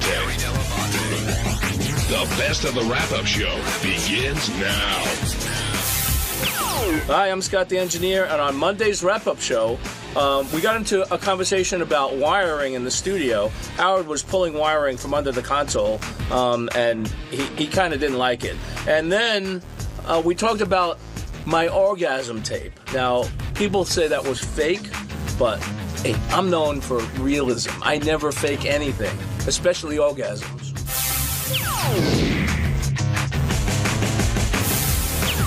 Howard keeps bumping into cables that Scott says aren't there, and I'm missing something there, Gary. Are they there or are they not there? They're there. They're there. There's cables underneath Howard's console, and so I hate to give Scott shit, but this was such a classic Scott conversation. I said, Scott, we probably 2 times in the last 2 months I've had to have him do the rewiring down there. Hey, there's wires that are loose down there. So Howard and I were talking, and Howard's got 3 monitors in front of him. One of them is, Gary Page 1. One of them Howard plays his stuff off of. One of them is the monitor where he looks at calls that are being screened. Mm-hmm. So they all blacked out. I didn't see it, but Howard goes, the monitors just all went out. So I go out to Scott. I said, listen, Scott, there's a bunch of wires under the console, and Howard's monitor is blacked out. He goes, well, that's impossible. Right? So I'm like, okay. What I think he was saying is there may be wires there. But that's not the cause of the monitors going out. So I'm like, well, could you go in and take a look at it? So he goes in and looks at it, and then Howard kicks them again, and the monitors go out right in front of us. And Scott goes, oh, okay. So it was really a nuance, but I could tell what really pissed Howard off. Howard goes, Scott, you got to wrap these cables up. And so Scott, a little bit sarcastically, said, yes, I need to wrap those cables up. And there was a little bit of sarcasm in his voice, and that irritated Howard. Understandably. Yes. And so it went from impossible to possible, and then he tops it off by sarcastically responding to Howard, telling him to get it done. Yeah, and he had a little bit of a smile on his face, which it was very funny. I mean, it's funny when it's not me. Yeah. So Scott was like being a joke. Sometimes he's a jokester. Well, I don't know if he was joking if you heard his orgasm clip today, but he's going to come in and say that he took it very seriously, but he had a little bit of a cavalier attitude today that I didn't know where it was coming from. All right, we'll see if we can find out where that was coming from. And then at the end, Heather came in, who was with Beth, and talked about how she has no TV in her place. And Robin led a whole conversation about how your kids should eat and with McChicken McNuggets and this and that. I don't know if I could have survived without a TV in my place, Gary, growing up. I like to think, remember the show on HBO, Dream On? Yes. Remember how that show, remember the start of that show where Plopped right in front of the TV. And it would show the Brady Bunch and all these different shows. I was like, yeah, that was me. And you know what? I always say very proudly that me spending all those years for the TV is why I got the job here. Howard wanted, before the internet and all that other shit, I could remember the stupid songs, the stupid movies, the theme songs, who was on what show, who did what. That was my value. You're preaching to the choir here. I wouldn't have a career if it wasn't for television. But we need to interrupt this fascinating conversation with a fascinating conversationalist. What's with this cavalier attitude? Is Gary categorizing you unfairly? There was something going on today. You were being a bit of a jokester, and I could tell Howard said, we got to wrap these wires up, and you go, yes, we have to wrap these wires up. You were like being a little sarcastic. Not really. I mean, there are... There was something going on there. I didn't see any wires, so I don't know. No. There are wires, and we thought they were out of the way. I mean, that they were supposed to be taped. We've had this conversation before. Right, but I told you that there were wires there, and I left out the part where he goes, I said, well, the wires are out again. And he goes, well, Howard has very long legs. And he does. So it's Howard's fault? It's Howard's fault? No, it's not his fault. We're going to take care of it. I told Evan to make sure that they're lifted off the floor and they're hanging on the board that's down there. And that's what I said. Yeah. Howard said to him, he goes, Scott, they make a tube. You take the tube and you tape it up top so that nobody can get to it. We don't need a tube, but there's also a power outlet strip down there which has to be moved as well. So how did it go from impossible to this, though? You did say to me, I said, Howard's got wires down there. You didn't. You said, that's impossible. Well, because I've been through this before with Evan. When it happened before, I said, make sure these wires are out of the way. Yeah, but then the answer would be, I can't believe that. You said it was impossible as if the wires could have no chance of having anything to do with Howard Screen's blackout. Then when you saw it, I still believe that those wires down there, because they're mostly TV stuff, have nothing to do with those screens blacking out. Then why were the screens blacking out? The screens black out, we've been through this before. That's an updating profit thing that happens. We've been through this with the person that involved in that. So the screens do black out, so do mine. On profit every once in a while. I think they're two separate issues. But Howard kicked the wires and then the screen's blacked out. Is that a weird coincidence? Like Howard kicks the wire on the screen? I think that's a weird coincidence, yes. I'm sorry. I do. I'm sorry. You know how crazy that sounds, right? If I kick a wire and the monitor goes out and then it happens again, that's a coincidence? Yes, I do. You know what I think it is? I think that down there, within that mix of TV wires, there should be nothing. Hold on, is down there in that mix of TV wires is a power strip that controls the three monitors that should not be anywhere near Howard's foot. I don't believe that. Okay, we'll figure it out, but I don't believe that. Okay, so this is Evan's fault and the guy's updating profits' fault. No. And a little bit of TV. Yeah. And TV. It's not my fault. Clearly. Yeah, well, Howard never kicked it. It's his fault. Yeah. And Howard's long legs. It's Howard's long legs, yeah. If he didn't have such long legs, we wouldn't have this conversation. All right, I'll move off of this and move on to something more comfortable, which was your orgasm Oh, clip. my. Yeah. They caught me on a bad day. Now, were you taking that seriously? Were you joking around a little bit? What was your motivation there? How did you work A little that? both. It was the easy, obviously, you get. You don't get? No, what's that? It comes from Easy Evan, which everybody makes fun of me. Scott's easygoing. Right. He doesn't. Oh, so you were doing a callback in Yeah. Oh, okay. Yeah, I didn't. That was a reference. I didn't catch that. You didn't but go catch on. that. Okay. Okay. So yeah, that was And then the rest? The rest was kind of simulation. And were Richard and Sal encouraging you, or did you do that on your own? No, they were sitting there. But is yours? Because they asked me to do it. I think that's a little over the top. Right. But was it based on any reality? Not really. Are you usually quiet when you're doing that? Quiet, yeah. I'm quiet. I'm a lot quieter. I do make a little noise, but not much. Not like that. Not like that. Or like that, like what Benji just did. That was Benji. That's me. Did Richard and Sal understand you were doing a callback in the beginning? I think they got it. Oh, but you didn't confirm that. You weren't sure. No. I mean, they laughed, and Whose do you think was creepiest? JD's, Ronnie's, or Scott's? Ronnie's. Why? Because he's my grandfather. I think that you get to a certain age where I don't want to think of you as a sexual being. Benji, you agree? I don't find them creepy, but like I thought, Scott, I found yours the least sincere. It didn't turn me on one bit. I'm sorry I didn't turn you on. Maybe we'll go in a private room. But and I'll Ronnie cry. sounded like it sounded real to me. I don't know if that's really how he sounds. Oh, you thought that was real? That was ridiculous. That was pretty good, Gary. He was doing porn star. Yours just got to me too. So you don't think Ronnie's really like that when push comes to shove? I think Ronnie's a dirty talker, but I don't think he moans like that. Oh, so you think he's quiet like Scott is? I think he's like, most guys aren't screamers and yellers. It's just for movies. Well, not screaming, but don't you like? Yeah, but that's okay. That's the whole thing. Yeah, exactly. That's the the whole whole 1.25 seconds. That'll go on for like 10 seconds. I mean, you may do it like that. Now, how did this compare to the guy who came in with the world's sexiest voice today? Did Howard learn anything from him, or he learned that when a guy proclaims himself something, it doesn't mean it's true. But it was, people were like, "How come you put that guy on? You're having all these big guests on." But that's like what we do. We brought the guy in to see what his story was. It was goofy. And Joe, took a lot of pride in what he did, and he said, as a kid, as his voice got deeper, people had told him that he had a really sexy voice. I thought it was a lot like. Like your neighbor, the kid can sing, and everybody, they might be the best singer on the block, and everyone says, "Oh, you should be a professional singer." People must say, "Oh, you should be in radio. You have this great voice. You have such a sexy voice." But maybe he does just for the neighborhood. I don't know if he's the sexiest voice. Sexiest voice in the neighborhood. Yeah. Yeah, I think he's going for something bigger than that. Right. He could, with work, he has a nice deep voice. Yeah. And if he had the proper training, he could be an announcer. A sexy voice, I didn't get it, so it didn't work for me. But he could be an announcer. Who here do you think has the sexiest voice? I can't on just the staff. guys. I Benji. I love Benji's voice. No, I'm serious. I'm told that all the time. Yeah, that I have you're an the best. incredible voice. With your eyes, with your blue eyes. Not even if you don't see my eyes. I'm told, which is funny because I know it's squeaky, but I'm told all the time I have the sexiest voice. I will tell you who a lot of women have told me. Have you ever heard Fred you ever hear Fred to be a DJ? Yes. Like when Fred's, talking, Fred's got this sort of smooth, sort of calming voice. I've heard women say he's got a great voice. I'd like to take Fred on. We call people anonymously, and we'll see who doesn't call the police. Hey, it's Gary Delabate, Baba Booey.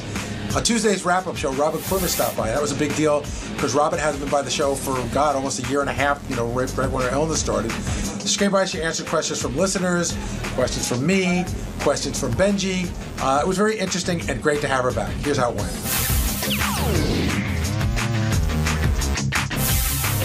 Let's start off with Paul McCartney. And whenever Paul McCartney, he's gone from a dream pet project to his third trip up here, which is pretty amazing. Right? When I think of how much time I spent trying to get him up here the first time, years, literally, I think it was 10 years in a row, he would be the first call I would make every year for Howard's birthday. I figure shoot high, and I would always get shot down. And yeah, now that, it's fair to say that Paul McCartney is a regular on the Howard Stern show. In fact, I was pitching another guest last week, and I said, Paul McCartney has made this a regular stop whenever he's got something to promote. And he has a good time with Howard. And he's sitting there on the couch, very comfortable, answering every question about all the songs that he's written.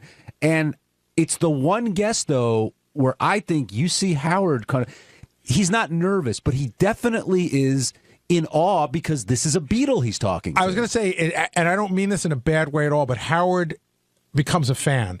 I've seen Howard be a fan. Like, Howard's a fan of a show. But at the end of the day, it's still Howard is watching the show.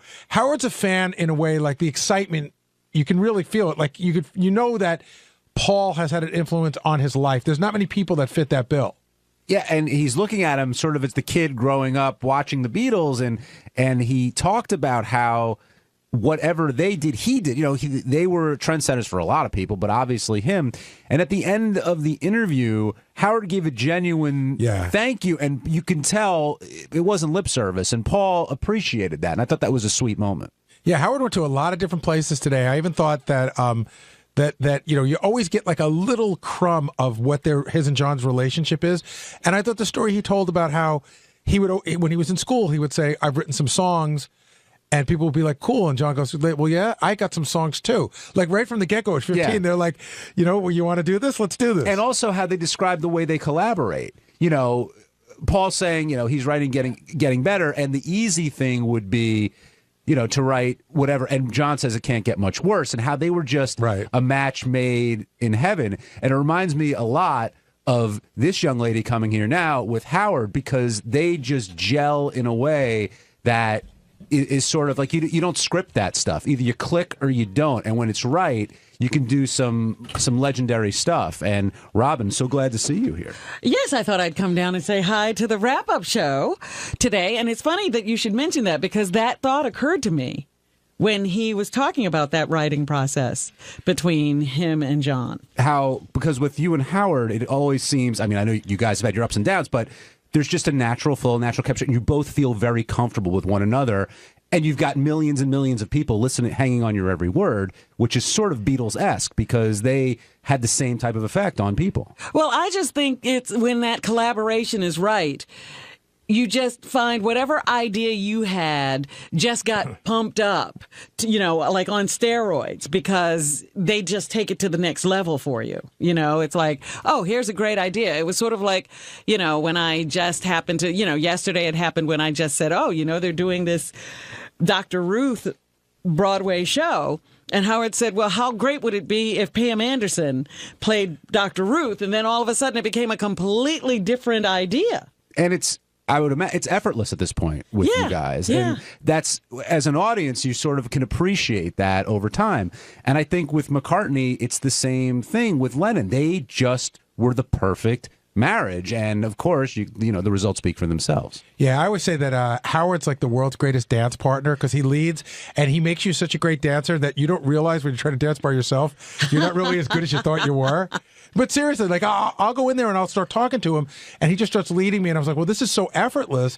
And then you go talk to somebody else, you're like, this is so fucking hard.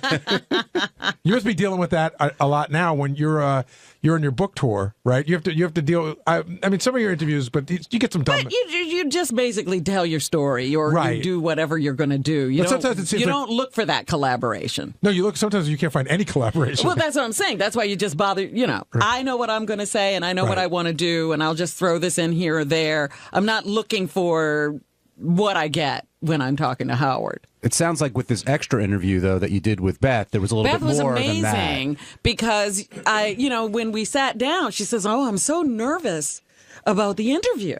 And I said, what are you nervous about? And she said, well, I want to do a good job, and, I want to, get to something really substantive. And I said, well, you have a perspective on this that no one else has. And she was like, what? And I said, you know what Howard actually went through. No one else has this knowledge. And from that, she says, yes, you got to say that this is what we're going to talk about. And that's sort of how the interview rolled out.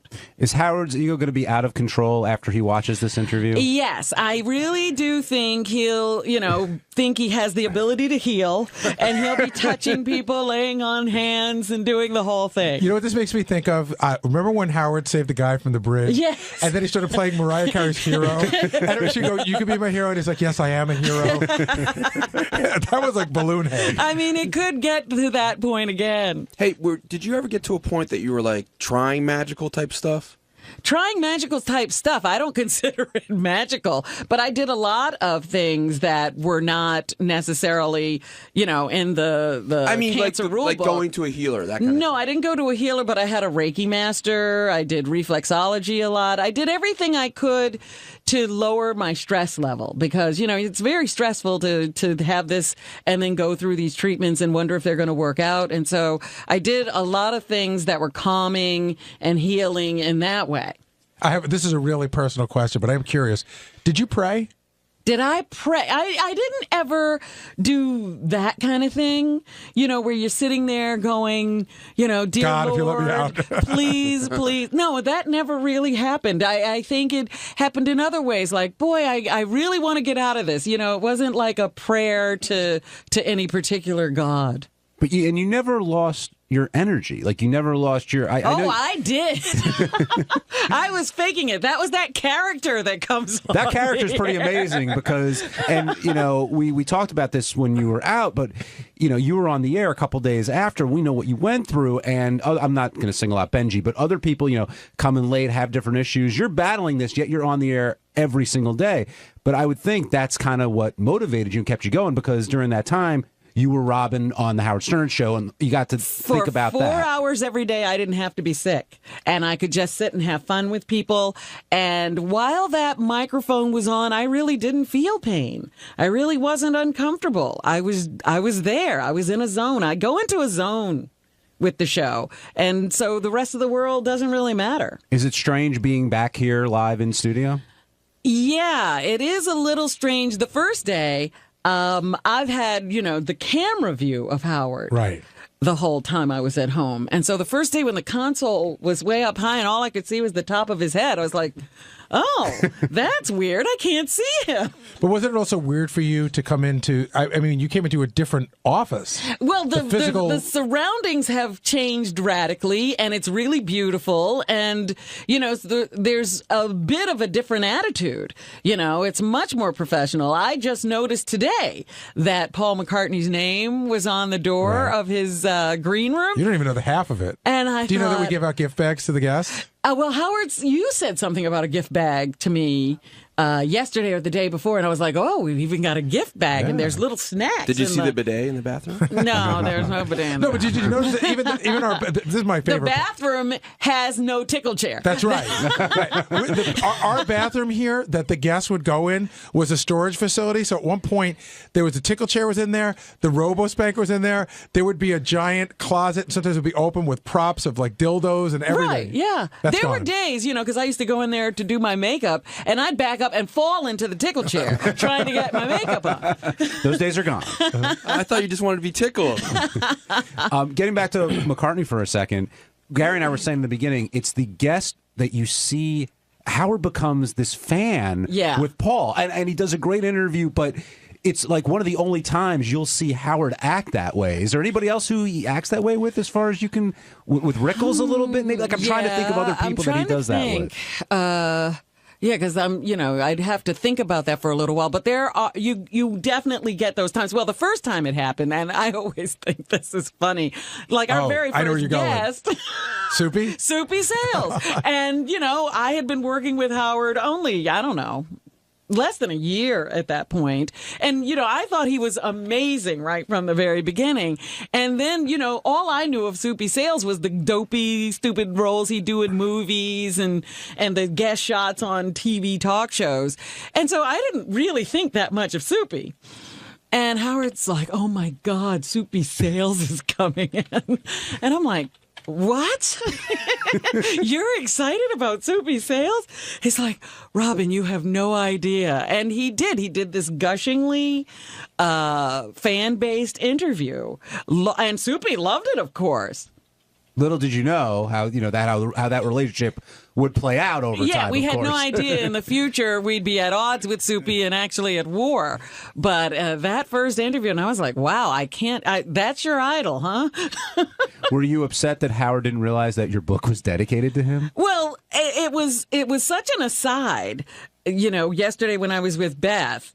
And I had sent the book to him, and then I didn't hear anything. And I thought, well, maybe he just doesn't think that much of the book being dedicated to him. And then she said, Robin, do you realize he didn't know that the book was dedicated to him until I pointed it out to him on Sunday? And I'm like, are you kidding me? And she's like, no, he skipped right over that part, went to the meat of the book, and never even saw it. Eric in Jersey, welcome to the Wrap-Up Show. Thanks, John. I just wanted to check in with Rob and let her know that I'm a devoted listener. I hated the secrecy surrounding, why you weren't in the studio. But after the explanation last week or the week before, I wanted to thank you because I felt like as a listener, I had a role in your recovery. Yes, and I absolutely. felt like I was part of, I did my part by shutting my mouth, listening to the show, and just just hoping that everything turned out okay. So Yeah, people don't realize how much of a therapy it was for me to be able to get up and just have the show to do every day and not to have it focus on me and how I'm doing all the time. Did you ever get out of the zone and something like jarred you that we were talking about that emotionally was very, very tough to handle? I remember when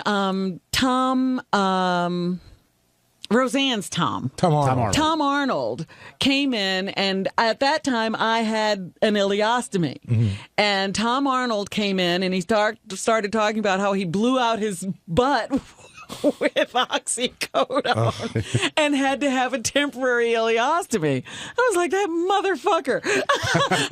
I wasn't having fun. I wasn't doing oxycodone, and I'm in the same shape. It was interesting because I talked to Robin about this off the air, and I realized I have never talked to her about it on the air. So when the guests would come in, I would have to say to the guests, and by the way, Robin's not in studio. She's doing the show from home via ISDN line, so just don't reference that she's not here. The audience knows she's not here, but don't say, where's Robin? Because it slows the show down. And it was such a social study. Some people would be like really cool, and some people would get like this almost like funeralistic look and tone. I remember Bradley Cooper getting very serious and going, "I know, how is Robin?" But people would take on this tone, but everyone would look at me like, "I know." They would grab my hand. I'm like, I'm not the sick one. I also love when the guests were in there and you would start speaking, they would look to your booth and start talking to your booth, even though George Takei was so much fun to watch because he always talked to the booth. He never stopped talking to the booth when I spoke. And the other weird thing was there was about a half a dozen people who weren't big fans of the show, didn't know the show really well. And I would tell them that, and it seemed, in my mind, for some reason, they all seemed to be English. And they would go, "Fuck you, I'm going right in," and go, "Where the fuck is Robin?"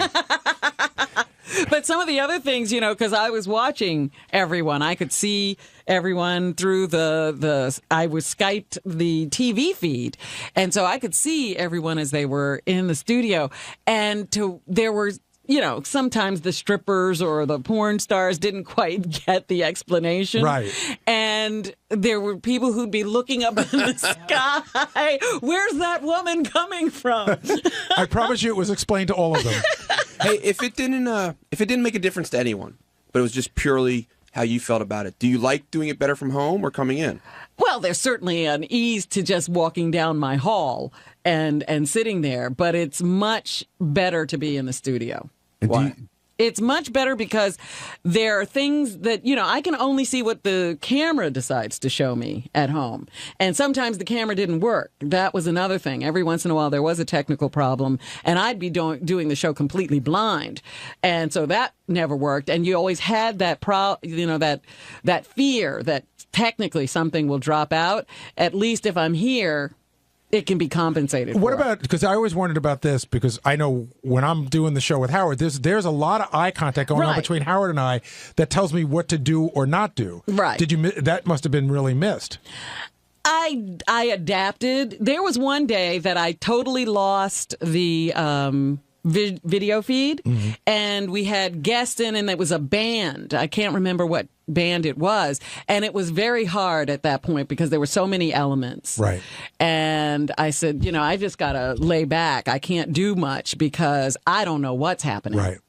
Your relationship with Howard, you guys have always been close, but I would imagine your ordeal has brought you even closer. Did you even think that was possible, number one? And number two? I still don't think it brought us closer. It just, things had to be done and exercised that had never, switches had to be flipped that had never needed flipping before. That was the only thing it felt like to me.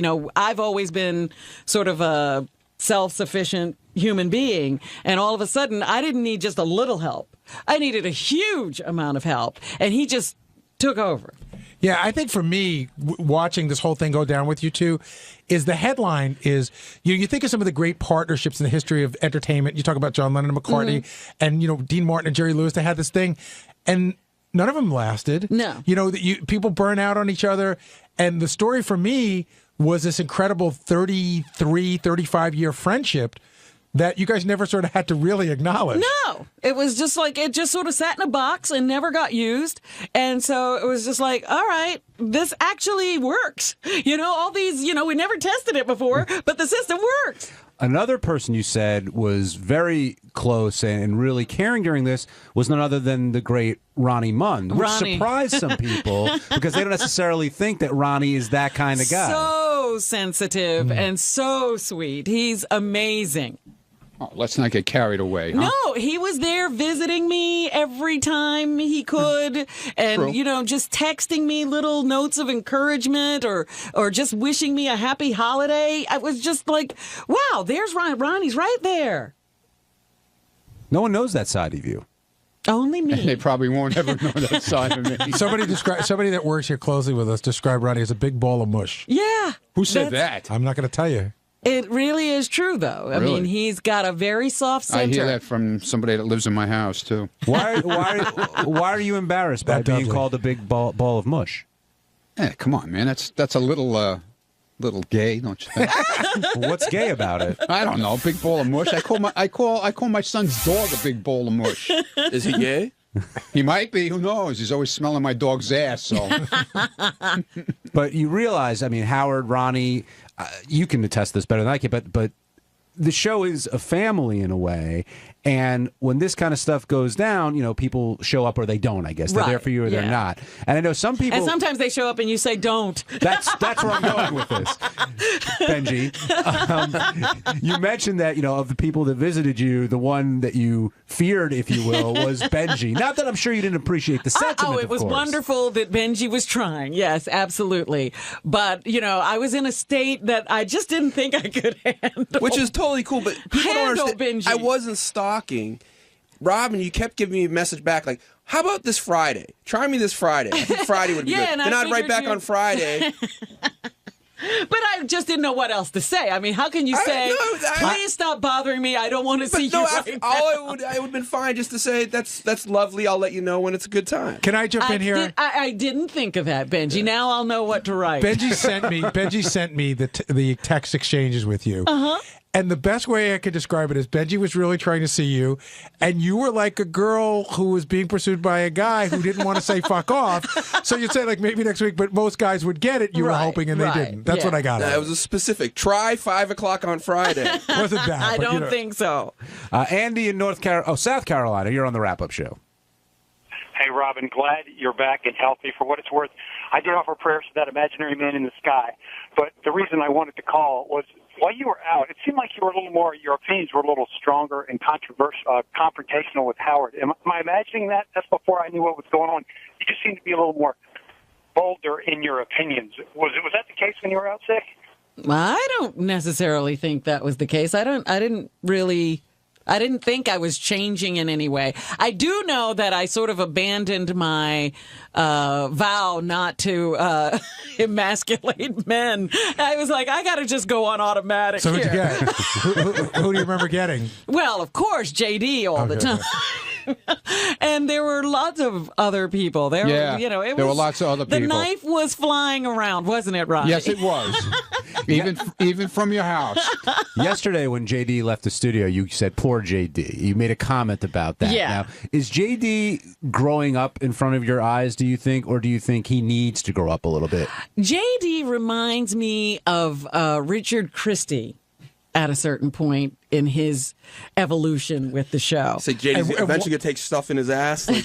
but Robin, because I've had this conversation, what changed for Richard?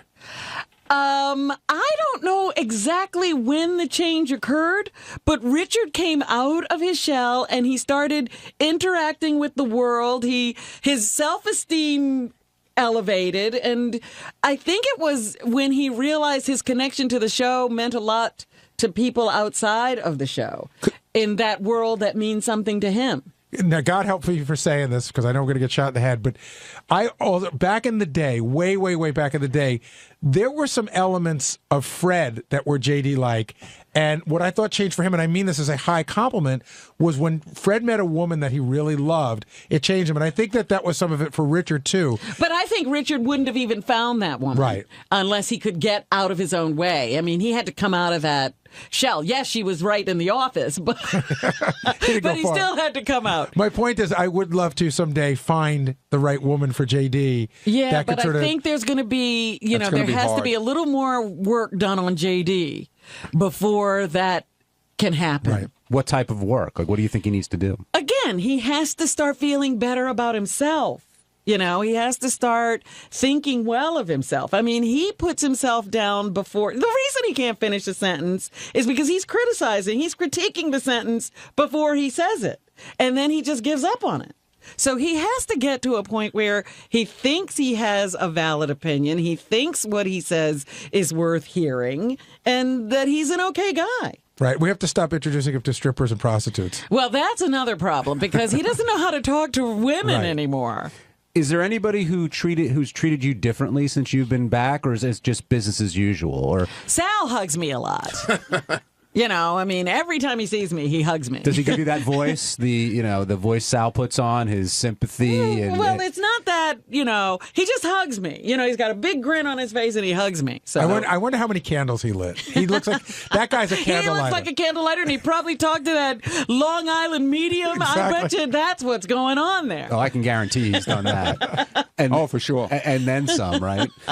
Early in the show, Howard was talking about the Ventura Stern ticket. Yes. And how support has been growing for this. And well, there was an article. Did he say it was in Forbes magazine? Forbes, yes. Oh, okay. I got to take a look at that, see what was actually written. So it's getting a little traction here, and Howard's like, how am I going to have time to be the vice president of the United States? Oh, it took him so much. Goodness. How much time did it take him when he was running for governor? Right. Come on. He's got to do it. He does have to do it, right? And the thing is, I could see Jesse Ventura putting him on the ticket. Like, this is quickly drifting from a bit you into guys, reality. Robin, you're really for it? Oh, absolutely. Wow.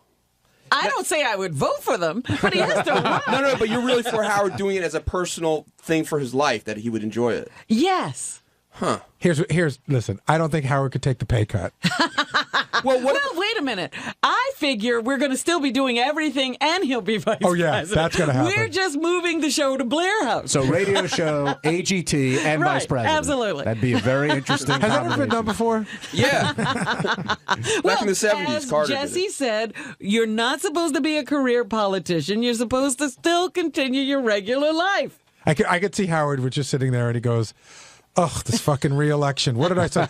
Another 4 years. Whose fucking idea was this? And you're part of the cabinet, I guess. Absolutely. Is there a position that you'd want in particular, or just want to be part of the team? He said you'll be in charge of vegetables, but you could give me the whole food thing, the FDA or the Department of Agriculture. And what would you institute? What's your platform? Well, quite frankly, we would go back to old-fashioned farming. Everybody's going to have to become Amish. I'll tell you what I would not be good at. I would not be a good communications director. I would definitely be one of those people who would immediately start fighting with the press from the podium. You're not going to be the press secretary? Come on. What's your role, Gary? What do you see yourself as? I don't know. The communications director, but I watch those people all the time. I guess you go in every day you take the same shit from these people. They just bait you, and then they just wait for the one day where you lose it, and then they show that over and over again. Well, you could be chief of staff. I don't want to. On Wednesday's wrap-up show, we talked about a plastic surgeon who called in and had some recommendations for some of the staff. And thankfully, we had Sal Governale here to lead us down the path of what makes you beautiful in the morning. And you're not going to believe what he has to say. Enjoy.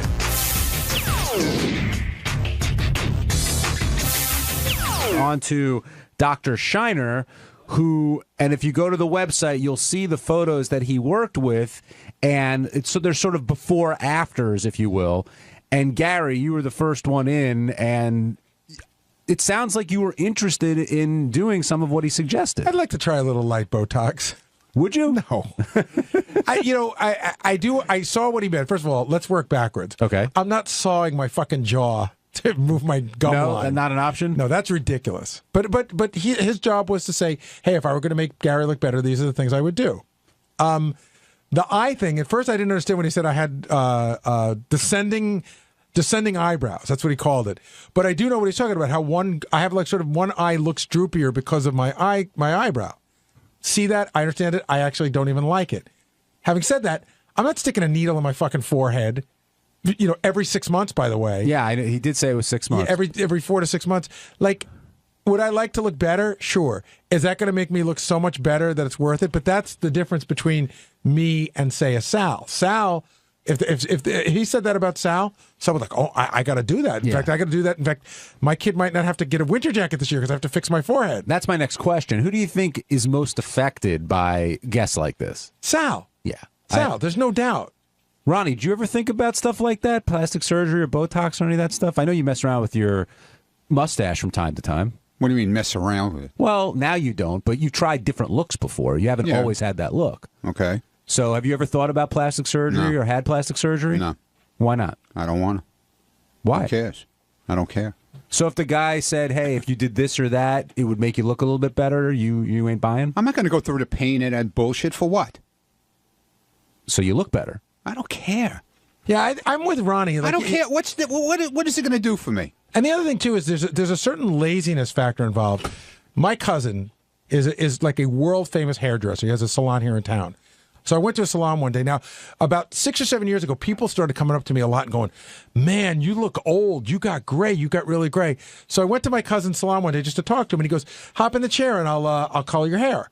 And I go, "No." And he goes, "Why not?" I said, "Because I'm not coming back here every 4 to 6 weeks to get my fucking hair colored." Right. It's not. Then you miss it. You miss an appointment, and then it goes gray again, and then everybody knows you're coloring your hair.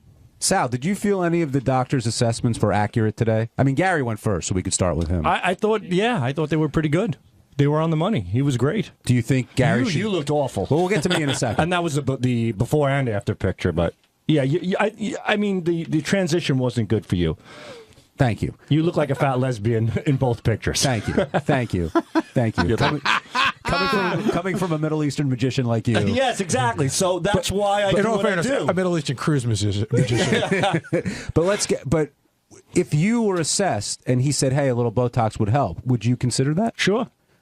Now, Ronnie's completely against it. Why are you? I'm not against it. I didn't say I was against it. I don't care. It doesn't matter to me. Look, you're against it for you. I'd love to get my fucking eyeballs, my bags. I got like you will soon. It's called embalming fluid, Ronnie. I got suitcases under my fucking eyes, man. But you know what? What is it going to do for me? But when it comes to women, do you like when they get plastic surgery? You know what? With women, it's really weird because down the line, as they get older, it's almost like their face and shit. If they do their face, it looks like it's cracking. Yeah. It doesn't. You're right. Plastic surgery doesn't age well. There's nothing worse when you see a chick from behind. She looks like she's 19, and then she turns around and it looks like Madame the Puppet. Oh, I saw a lady like that yesterday. Stretched out like taffy. Dude, this woman was walking down Columbus Avenue yesterday, and she had